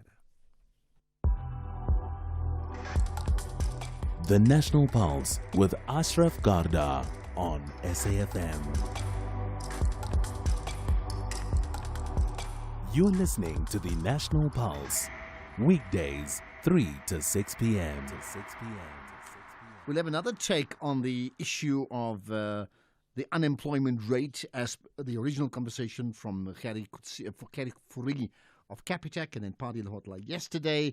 And then early on we chatted to the head of Stats SA South Africa today. But we'll have another take on that in terms of just the implications of in many ways getting it all wrong. So listen out for that coming up around 5:20, right? We should be chatting pretty shortly to John Lang as we look at how South Africa, if it doesn't decarbonize its electricity grid, it could actually stand to lose even more jobs. I wonder how accurate that is, and I know many people have different perceptions about that issue. The other one that I think is another developing story is this, right? You do know that there's been many people from, I think, North Africa and other parts of the world marching from Tunisia down to Egypt to try and break the siege, via Egypt through to Gaza. But I also understand that Egyptians now are actually forcing people onto planes, these pro-Palestinian activists, back onto planes and effectively deporting them. They've come with valid passports and visas. So I don't really know the story. It's something that we'll certainly track. But if you've been following that story in terms of the developments on that issue, you certainly can do so. The other is the issue we discussed earlier on about Iran and nuclear armaments and what that really means. But also back home, that issue of the death toll now has risen to 67. So besides the natural disasters that take place, and that's very, very sad anyway, right? And it always is, right? There is a question to be made about, the building of settlements, formal or informal, in areas below the flood line, and that you are absolutely waiting for a disaster. So there's a need for people who are homeless. They will put up an informal settlement anyway. Then you're getting formal settlements too. So where do the authorities fit in on that? With the humane aspect of saying we need to get people places to live, and they want shelter. But can we actually allow them to have shelter in areas where you just know that in a 10-year cycle they are looking for trouble? Also, I understand there's a sense from authorities that people who live on these riverbanks, they don't want to move. That's the one story, but can they enforce that? That's the big question. And I wonder what your thoughts are. I mean, you may know people who live in these type of areas where there's such a potential crisis that they could face soon enough rather than later. How do you feel about it? What do they tell you? If you have any stories, like real human stories about that, I would like to know. Okay, let's get on to the issue of South African decarbonizing. So John Lang, who's the net zero tracker lead, believes and explains how the implementation of carbon border taxes may affect South Africa's trade relations with countries like China, the United Kingdom, and the European Union. So according to a new report put together by the Net Zero Tracker, if South Africa, and this is important, if South Africa doesn't move faster to decarbonize its electricity grid, it risks losing access to key export markets. And that naturally could put hundreds of thousands of jobs on the line, as if we don't have enough problems regarding AGOA and what that may mean. Let's then bring in John Lang, the Net Zero Tracker lead. Appreciate your time, John. Thanks for connecting to us here on the National Pulse.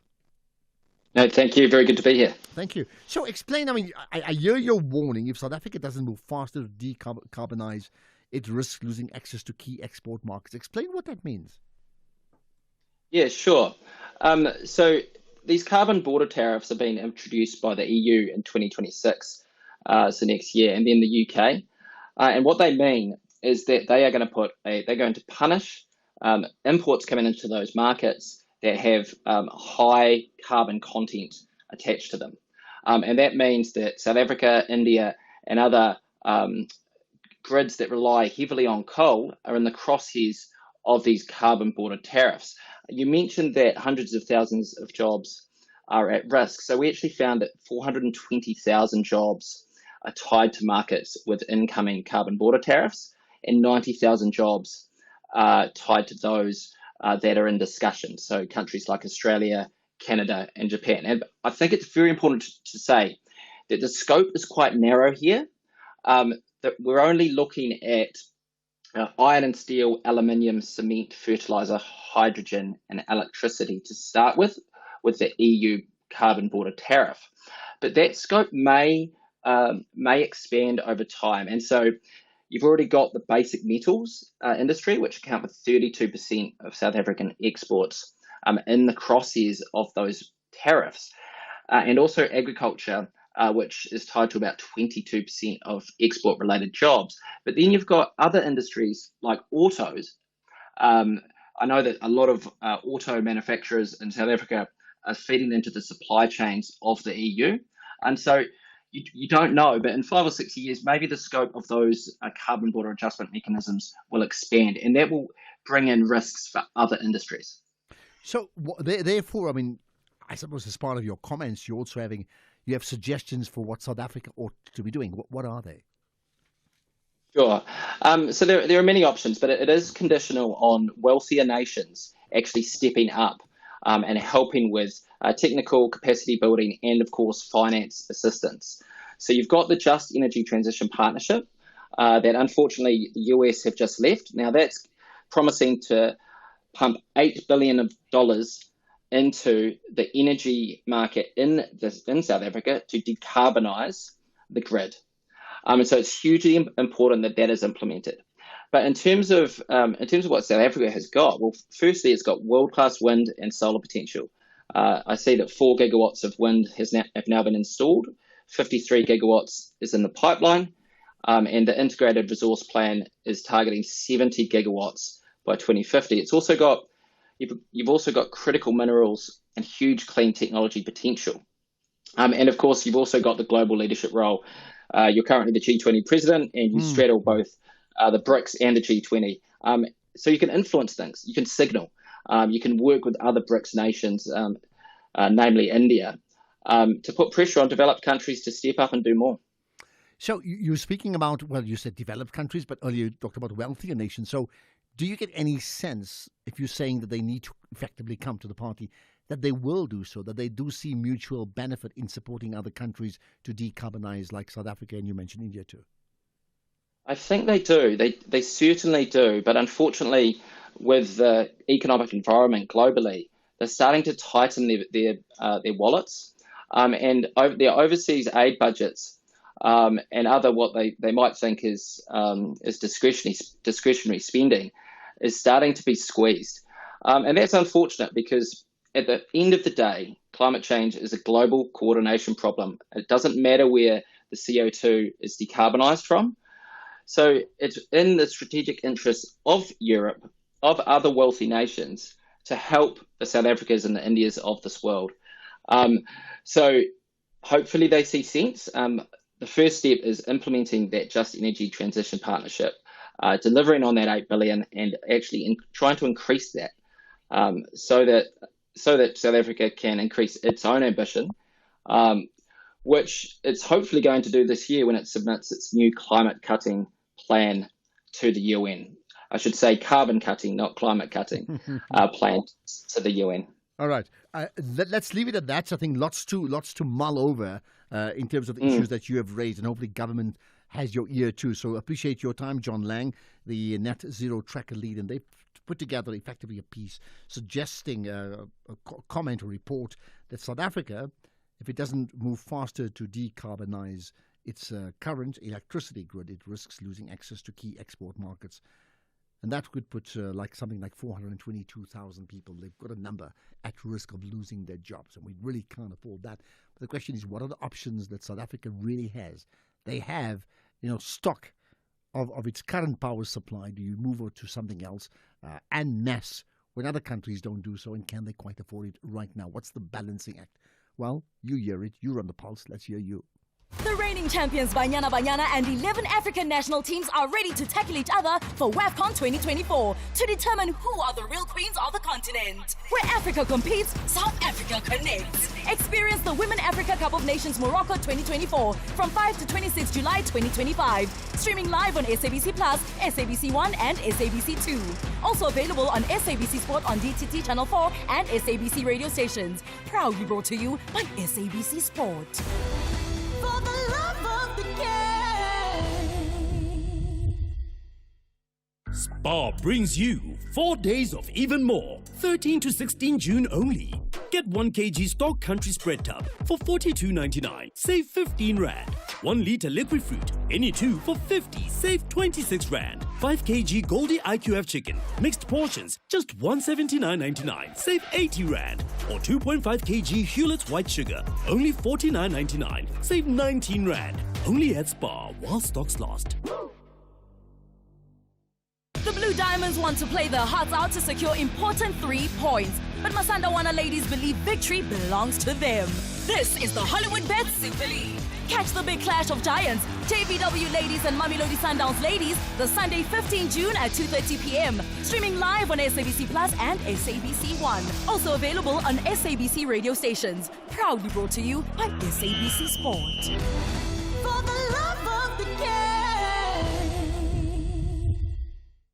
This week on Off-Pitch Goals, after a successful career representing the likes of Kaizer Chiefs, Mamelodi Sundowns and SuperSport United, Thuso Phala tackles the property business. Join us as he breaks down his impressive portfolio and lets us in on his plans for the future.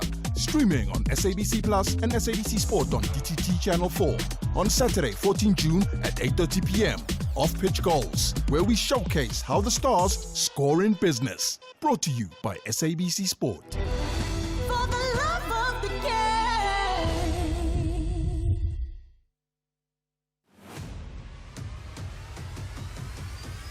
Ashraf Garda is streaming live now on Facebook, YouTube, and X at SAFM Radio. Yes, and what that means, you can listen to us on radio traditionally, but you have all these other options. Streaming live, you can watch me visually. I'm giving you a thumbs up if you catch that, via the X platform, Facebook, as well as on YouTube. But also the options in terms of podcasts. So all the things you've listened to already today, and you want to re-listen to it and share it with the people that matters most to you in terms of conversation, well, do just that. We tweet it out first of all, so you'll find it on our Twitter platform, SFM Radio, and I'll share it too. But also go to sfm.co.za and you'll find it. All those podcasts are available.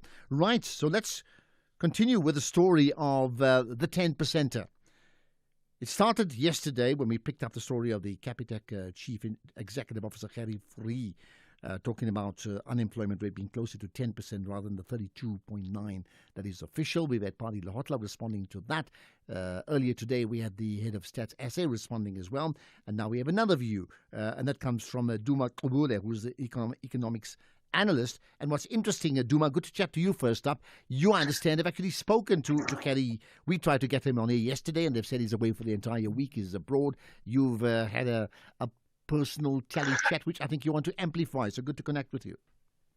Yes, I called him this morning. He said he's traveling and he's not available until next Wednesday, and he gave me someone else to talk to. So I was about to go into meetings, so I haven't managed to follow up with that person. But Ashraf, I think many South Africans are exhausted with this debate that has been raging for 2 days, and I went into the archives 15 years ago. we had a similar debate, when some charlatan economist called Loan Sharp said he increased the number of unemployed people, the number of people in the informal sector by 6.2 million people using voodoo economics. Now, I did the numbers on what Gerrie was saying, and if Gerrie is correct, the Stats SA says we've got 3.3 million. First of all, Stats SA does count the informal sector. There are 4 surveys. There are 4 surveys with labor market statistics. The quarterly labor force survey is the one that's got information about the formal and informal sector. You can cut and slice informal sector by province, by sex, by industry. So we know exactly who the people who are working in the informal sector are. And then he said we don't count the self-employed.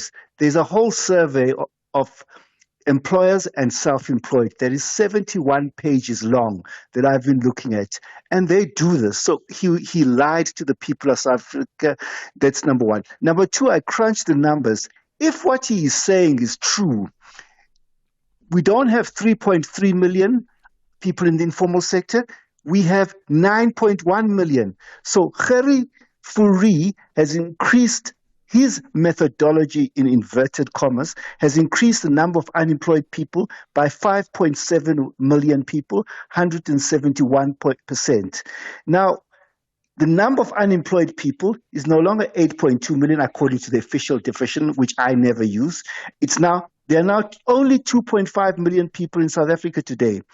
Our informality rate, the percentage of people who are in the informal sector, has no more 19.9%. According to Stats SA, it's 54.40%. Now, if you make such staggering claims, surely you should back it up. So now, the previous charlatan called, the guy who previously increased the numbers by 6.2 million 15 years ago, he came up with some kind of weird methodology where he estimated the currency demand, the currency in circulation, and used that to estimate the number of employed people. Now, he at least had some kind of weird methodology. Capitec provided no evidence to back up the claim that there could be 5.7 more million people employed in the informal sector so the question must be he must answer the question. The onus is not on us to try and explain what he said. And many people, carry on. Sorry. No, so I hear what you're saying, and I think obviously a lot of what you said about measurement was repeated, earlier today and confirmed by Stats SA, and making the point that they take their cue in terms of what determines an employed or unemployed person, not on their own, but in fact from the ILO's directive, the International Labour Organization. 100%. So I think there's a lot of credibility in that, right? But I want to go back to your point about you saying he lied. So do you think, because I'm looking at the importance of that, right? So do you think that the Capitec chief executive officer lied or simply was misled himself based on his own understanding? Lie would suggest you deliberately trying to mislead people. Do you think that? I think he was. I don't know. He was clueless. He was clueless. Clueless is not the same as lying. You get my point. You can be clueless and not lying. But it's false. Yeah, everything he said is false. So the other thing that he says there are 6 million SMMEs. There's large. He said there's 3 million formal SMEs and 3 million emerging. So I assume that means informal. But if you look at the official statistics, the number's less than half of that, And it's like, I don't know, you're pulling out stats out of your thumb, so you must back them up. You must show us a report, a study, and how you've come to this conclusion. So would you say that's the biggest issue, that whatever number he's come up with, because you talked about the previous charlatan as well, which suggests that you are also describing the Capitec chief executive officer as a charlatan. Would you stand by that? No, Karen, sorry. Because I'm trying to understand, I think the number part, that story has been debated already, and Stats SA and Party has already made their point. It's like, this thing is just out of order completely. The question is, what would be the intention of someone holding a high position as the chief executive officer of a very important bank in our country? Neil Coleman, he said that he made this based on a hunch. He went to Soweto and saw someone who told him he was making 1,000 rands a day turnover. And it's based on a hunch, and maybe, I don't know, I think we're all mystified, and the onus is on him to explain himself, and he says he's not available to speak. He's only available next Wednesday. So I think people like yourself must call him next Wednesday and ask him to explain himself, Yeah. Okay. Yeah, but besides, calling him and, who said what, right? The bigger issue is, what are the lessons that we can learn from the reporting? Because one thing is he's saying it and you're saying it, he's not verifying any sources in terms of the methodology. I get that. Then the point that Party Lahotla brought up yesterday to say that his stats appear to have the support not just of anybody, but someone like Park Star. So how significant is that in terms of government decision-making, keeping in mind that Party Lahotla has often said on this show, not just yesterday, but in the past, that decision-makers within government simply do not take the advice and do the number crunching that is given to them by Stats SA in making informed decisions. So there's no informed data decisions, although the data is actually there. I was listening to a debate in Parliament where an ANC MP says, she was saying, no, there's some people who don't work deliberately, housewives. Now, there's a lot of misinformation around the statistics. People must educate themselves before they talk. For example, housewives are not part of the economically active population. We don't even count them. Do you see what I'm saying? So there's a lot of fake news. I don't know what to call it, misunderstanding of what we are measuring. I don't know. I can't understand. Sorry. Yeah. Okay. And I'm going to go on to news now. Just one word. What's the biggest lesson to learn from this? Okay. The business lesson to learn is that we need to educate South Africans about this jobs crisis. And we must separate the fake news from the real news. And unfortunately, there's nobody internationally, the ILO, the UN, they scrutinize this data. There's nobody, an economist, a labor economist in South Africa, and I've spoken to many of them, who have questioned the credibility of our unemployment statistics. You can question the credibility of any statistic, but why is it that over the last 2 decades, no one has questioned the credibility of the unemployment statistics, Let's leave it at that. And yes, you're right. If the numbers are lower, it actually would suit government that the numbers are much lower because it puts them in a far better light. But as we all know, anecdotally, it's quite simple to work it out. Duma, appreciate your time. Duma Kobule, who's an economics analyst. Let's get to the news now. Here's Greg House. Quick look at the headlines. The death toll on the Eastern Cape storms has now risen to 67. The EFF leader has written to the President seeking the establishment of a commission of inquiry into the state of the NPA. And police have given more details of the man who killed 10 people at a school in Austria on Tuesday. More on that story and other news at the top of the hour. SAFM, guiding you through the rush hour traffic. Good afternoon. Starting off in Gauteng, the N1 southbound in Centurion has a stationary vehicle before Brakfontein interchange. The M1 northbound in Sandton queuing towards Marlborough Drive. The R24 westbound in Edenvale queuing towards the N12 highway merge. And the N3 southbound in Germiston queuing towards Geldenhuys interchange. In KZN, the M13 westbound in Pinetown has a crash before the M1 Richmond Road. The N2 southbound a stationary truck after Umgeni Road and Chris Hani Road westbound queuing at the N2 highway. Umgeni Road westbound also slow moving through Springfield Park. In Cape Town, the N2 inbound is where a truck crash is reported near Furland Shell. The N1 inbound has a crash reported before Brighton Road. Marine Drive outbound is queuing towards Boundary Road, and Main Road outbound has heavy traffic towards the N2 highway. With your traffic update, I'm Irma G. This is SAFM Sports with Tuming Kapele.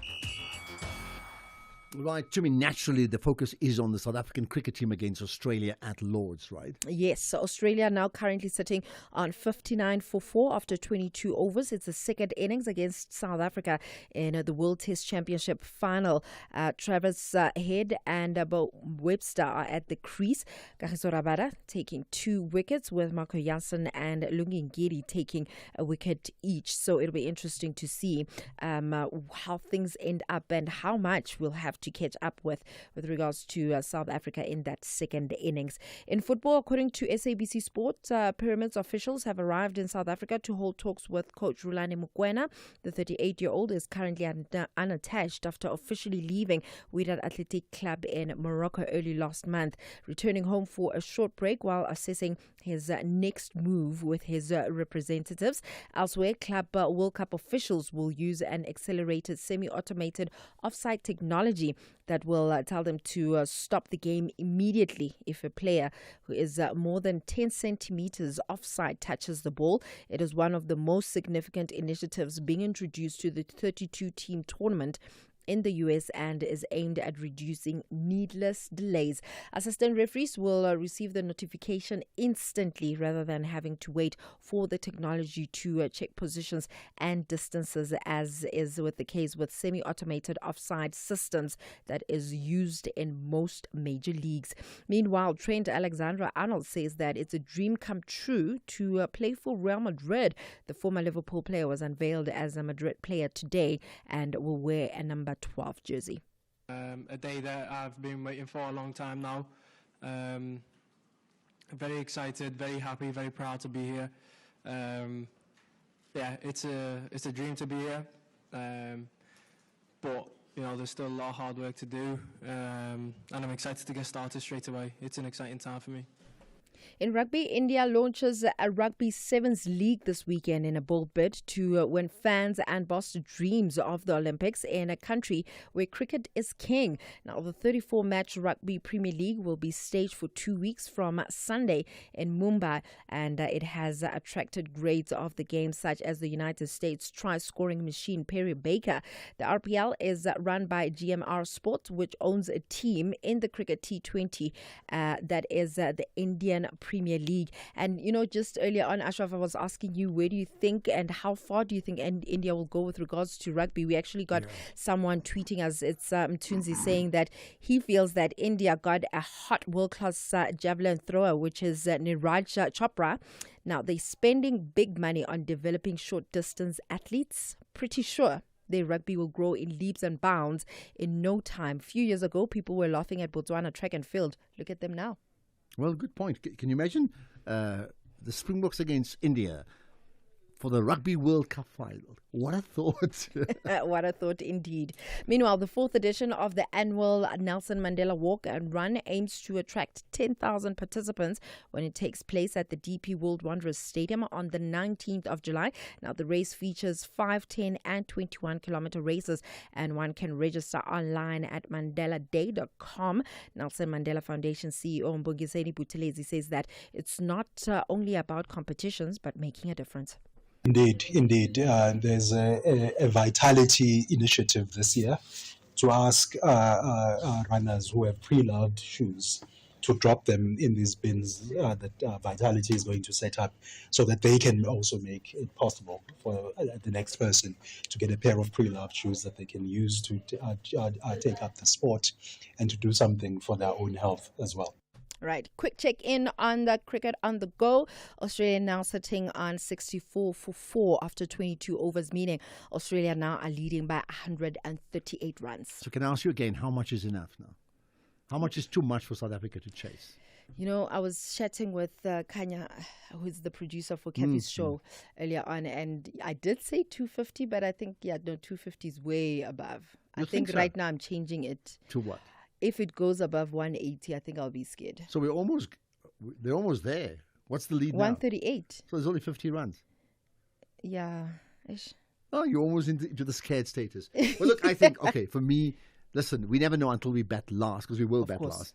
But realistically, you want to hope that Australia doesn't ever lead beyond 250, because it's very clear that this is not a 5-day wicket. That's clear from both sides now. So I'm hoping for a Kagiso Rabada hat-trick coming up just now.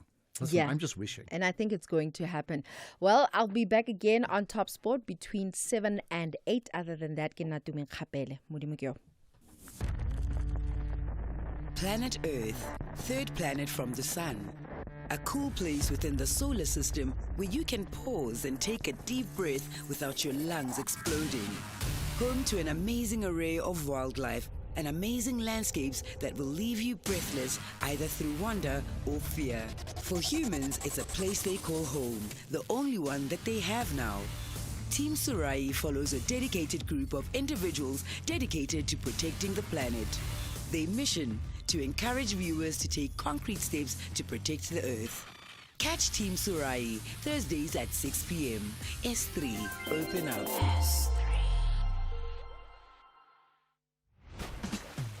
Every person, no matter who you are, what music you're inclined to listen to, and what you do with your weekends. You need a weekend playlist.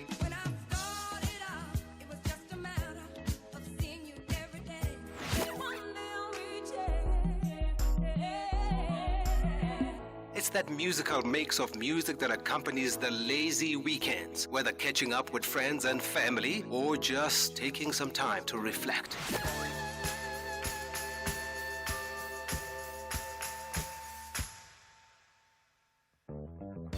Tune in to The Soundtrack of Your Life with me, Ernest Pillay, Saturdays and Sundays, 1 to 4 on SAFM. Economic news on SAFM. Facts and figures you can count on. All things on the economy for 1 hour coming up with the SAFM Market Update. Jimmy Moya hosts that show. Jimmy, let's pick up on that. I mean, you want to talk about student accommodation, the Student Accommodation Fund, right? Good afternoon, Ashraf. Good afternoon to the listeners. Yes, this is a old story that has surfaced up. There was a student accommodation fund that was run by one of the fund managers in South Africa a long time ago. Investors had invested. They were told that there was an IPO in the works from this particular fund, and the IPO never materialized, and investors kind of wanted to figure out where they stood and where things were, whether or not they'd be getting their money back, and how their investments would be managed. It's been something that dates back to as far back as 2019, so it has been around for quite some time. We're going to take a look at that. We're going to take a look at where we stand at the moment. I have the founder of the fund to respond to some of the questions and allegations that have been put forward by investors, so we can get a bit more clarity around that investment and what has been happening there. Then we've also got a conversation with the team at Standard Bank around the role of banks and financial institutions in Africa's energy transition. We know, of course, that we are on a big energy transition drive, and part of that involves the likes of the PIC and the DBSA investing in green hydrogen energy. That announcement came through today as well.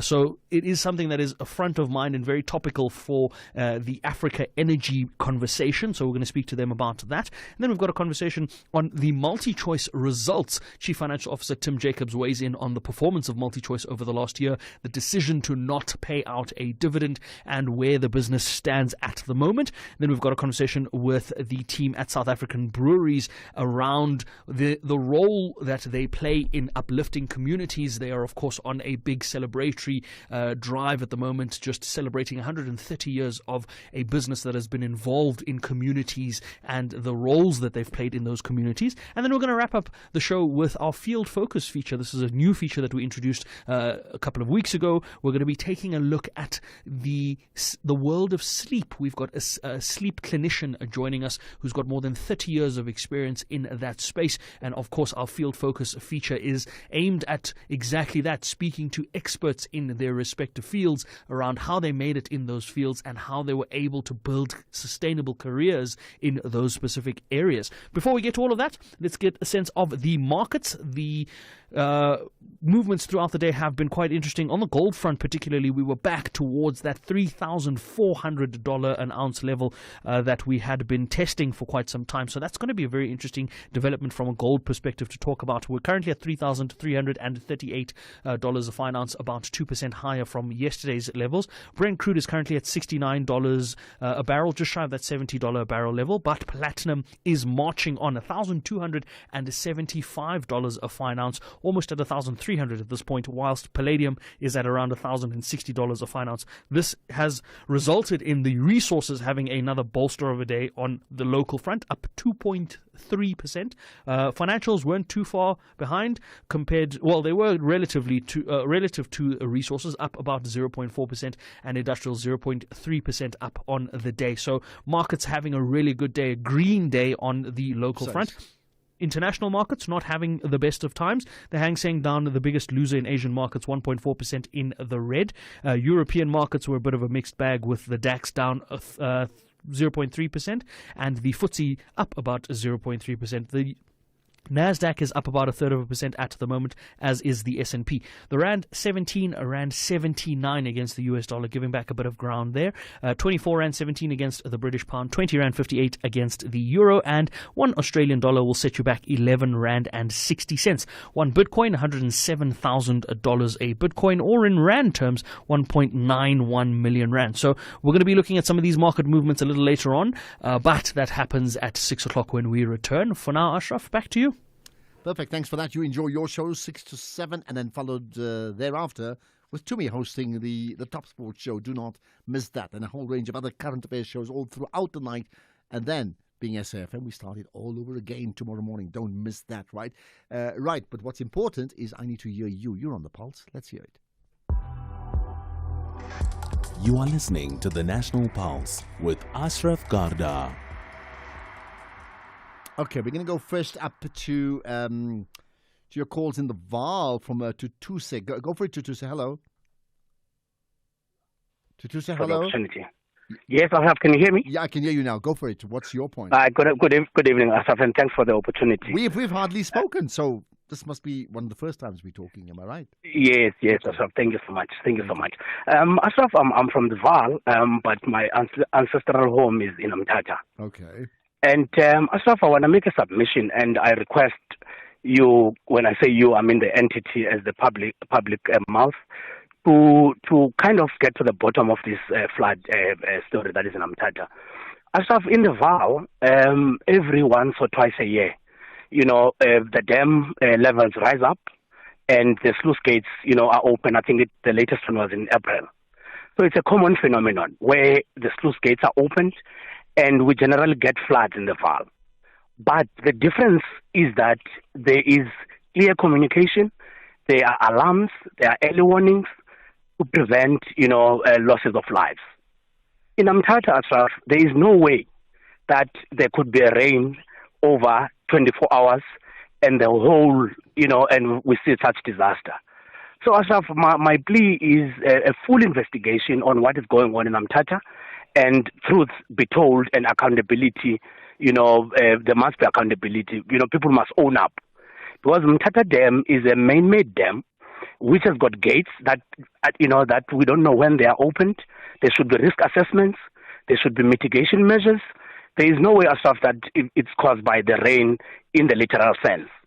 So, Ashraf, I'm calling for a full investigation, Ashraf, around what is called a disaster in Umtata. Right. I think it's an issue that besides an investigation, maybe we need to do our own investigating on the show and see if we can get people who are able to understand fully what has gone wrong there. Right. So much appreciate your time. Thank you for that to say in the Vaal. Let's get to further comments from you. And here's one about, here's an interesting one. Think about it. Hi, Ashraf. Errol from Durban. Yeah, before the game started, I said Australia will be the firm favourites and I would bet them to win. But I hope South Africa can win. Oh, my word, I hope so. Wasn't Thabo Mbeki the first to call for a national dialogue sometime last year? Now that it's taking place, he must be a happy chappy. Errol, Durban. Are you talking about cricket dialogue or a political dialogue? Errol, I hear you. And listen, I would so love that we can win this game. It's clearly a low-scoring game, so every run absolutely matters. Thank you for that, right? Okay, let me just sort that out. Okay, I'll get Keys to sort that out just with some of the issues. Let me just give you an update on. It's interesting. I mean, there's so many different people here at the cricket, right? And you'd think, like, I wonder who's be going all the way to the UK. I mean, one of them is Michael Jordan, right? I need to get hold of him to do an interview with him one of the days. But I mean, he's certainly at the cricket, and I've noticed. Like a couple of minutes ago, he just tweeted, because it's a significant tweet, and it says Australia 66 for 6. So there we are, up to date, and that means the Australian lead is now 140 with 4 wickets in hand. Honestly, if we can get them below 200 with a lead, in terms of the complete lead, who knows what's going to happen? We just have to bet that, right? Okay, let's get back to other issues around dialogue. Hello, Ashraf. This dialogue, we don't need a dialogue in South Africa. So this means the ANC is giving up. All it's saying is we admit we failed. Now the rich people must decide for the poor people what to do. We don't need a dialogue. We know what are the South African problems. I would have heard it better if Ramaphosa was going to say, I'm going to go to each and every community in South Africa and ask you poor people, what do you need to go to work? What do you need for the day-to-day living? What is short? Where can I help? Not together, well-off people, rich people, spend more money on those rich people to come up with plans to sort out the poor people problems. We don't need dialogue. He must come to us and we will tell him what is the problem. What do we need in this country? Well, I hear you about we will tell him, but at some stage you have to take what he's being told and then deliver it to the rest. And I can tell you what a test match, man. 73 for 7. When you talk about test cricket being dead and 20-over cricket being alive, well, this is 20-over cricket, don't you think so? 73 for 7 now. So that's where we are. And Ngidi has taken another wicket.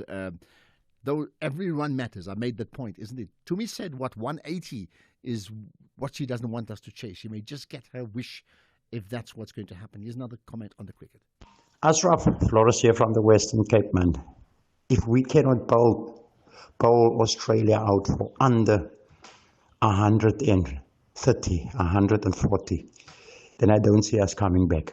This seems like a bowling-friendly pitch, and let me tell you, our guys don't stand any chance against Cummins and Stark and, that other guy. So, we need to bowl them out for at least 130, 140.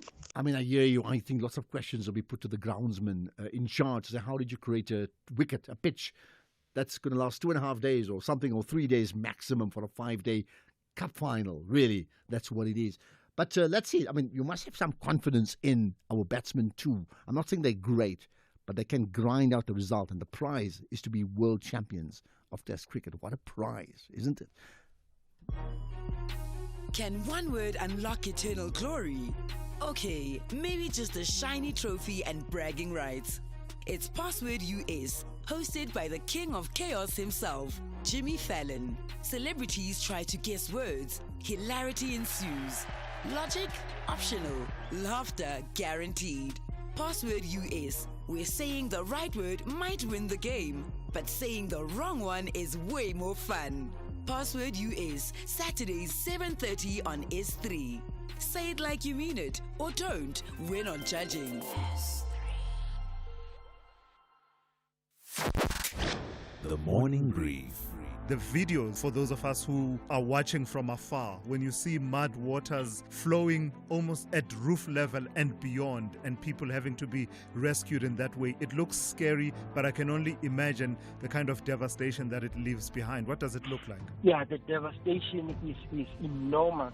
If you look at around the Joslovo area, informal settlement, those places that are under the flood lines are the worst affected. The shacks are submerged underwater. The electricity network system in the whole of Umtata has been severely disrupted. The bridges damaged and more potholes on the streets. It's dire situation. That's Pielo Oliphant, who is the spokesperson for the Eastern Cape Department of Cooperative Governance and Traditional Affairs. Tulasizwe Simelane on the Morning Brief. X at SFM Radio and at Ashraf Garda. Let's just stay with the issue of the floods, right? So the Kokta Minister, Velenkosi Klabisa, he spoke at a press earlier today, right? Now, the minister said a lot of interesting things. One of it is that he felt that there was sufficient communication to the residents. Just listen to this. As well as the other media houses, on the question you are raising, it's very important because it helps to educate our communities. The early warnings were communicated sufficiently. If you could have gone to that community and tell them that you move away because of the early warnings, they will ask you, what are you talking about? We have been living here for decades. We've never seen what you are saying might happen. But now, if you can go to them, when there is an early warning, they will be the first to respond. And this is also, in a painful way, is helping the country. Because everyone who is viewing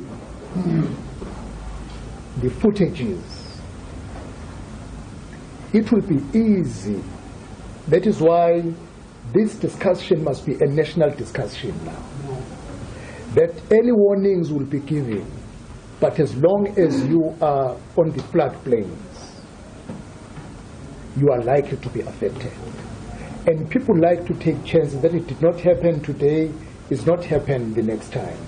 It will only be people in that area who will respond quickly.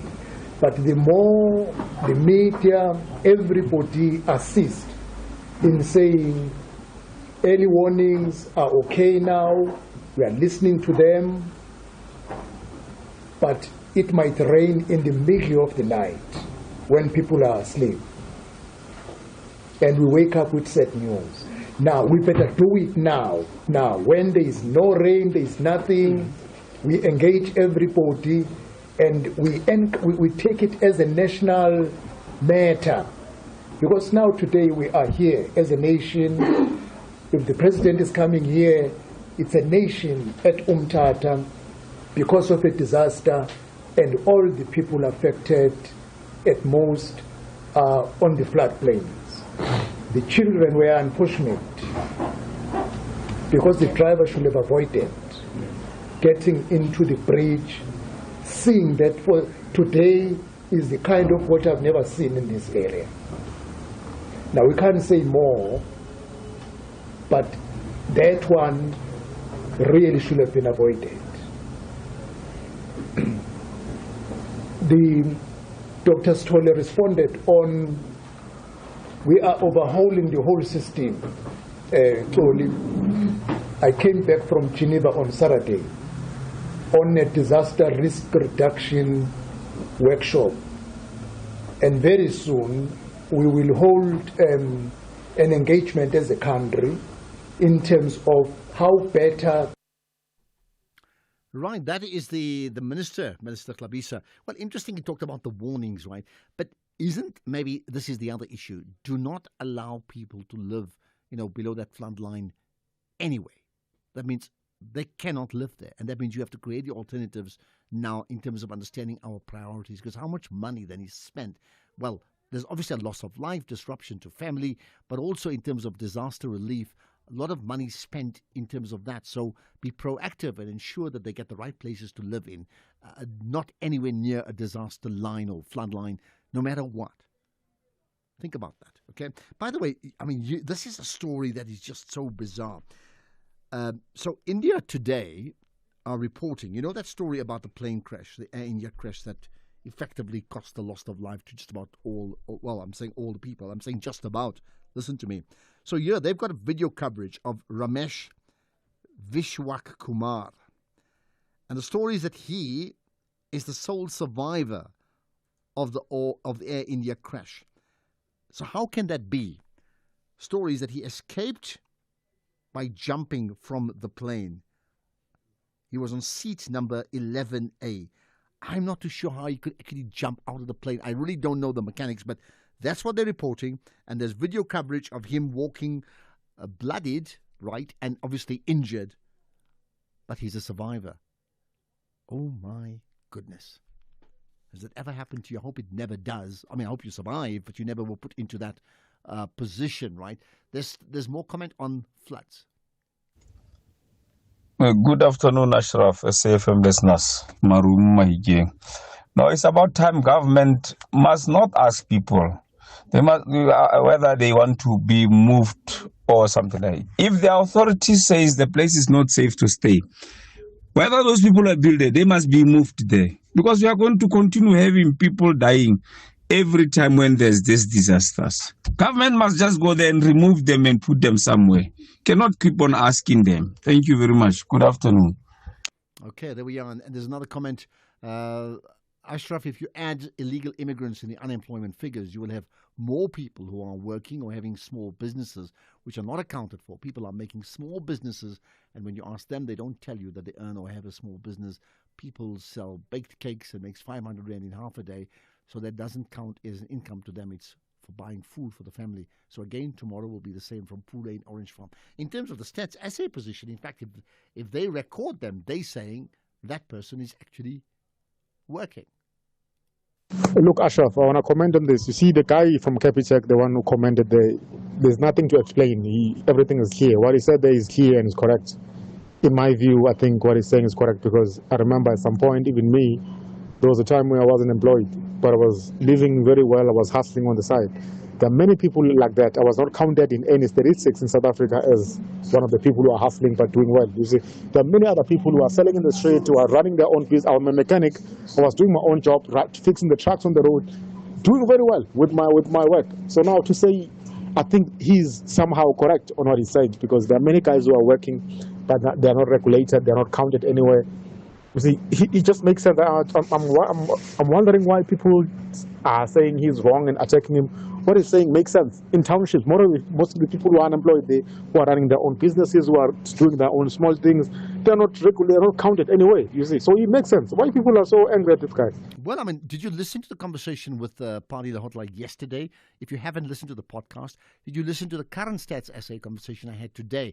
You need to listen to it and get their explanation about how things work and how numbers are counted and who is counted as working. In fact, the Stats SA boss said that, in fact, if you worked 1 day a week, you'll count it as employed. Think about that. That's the show. On the cricket, I have no doubt about it. Tumi will give us updates as well after 7 o'clock. You must listen to it. Right now, it's 6 o'clock. Thanks for listening. Here's the news with Greg.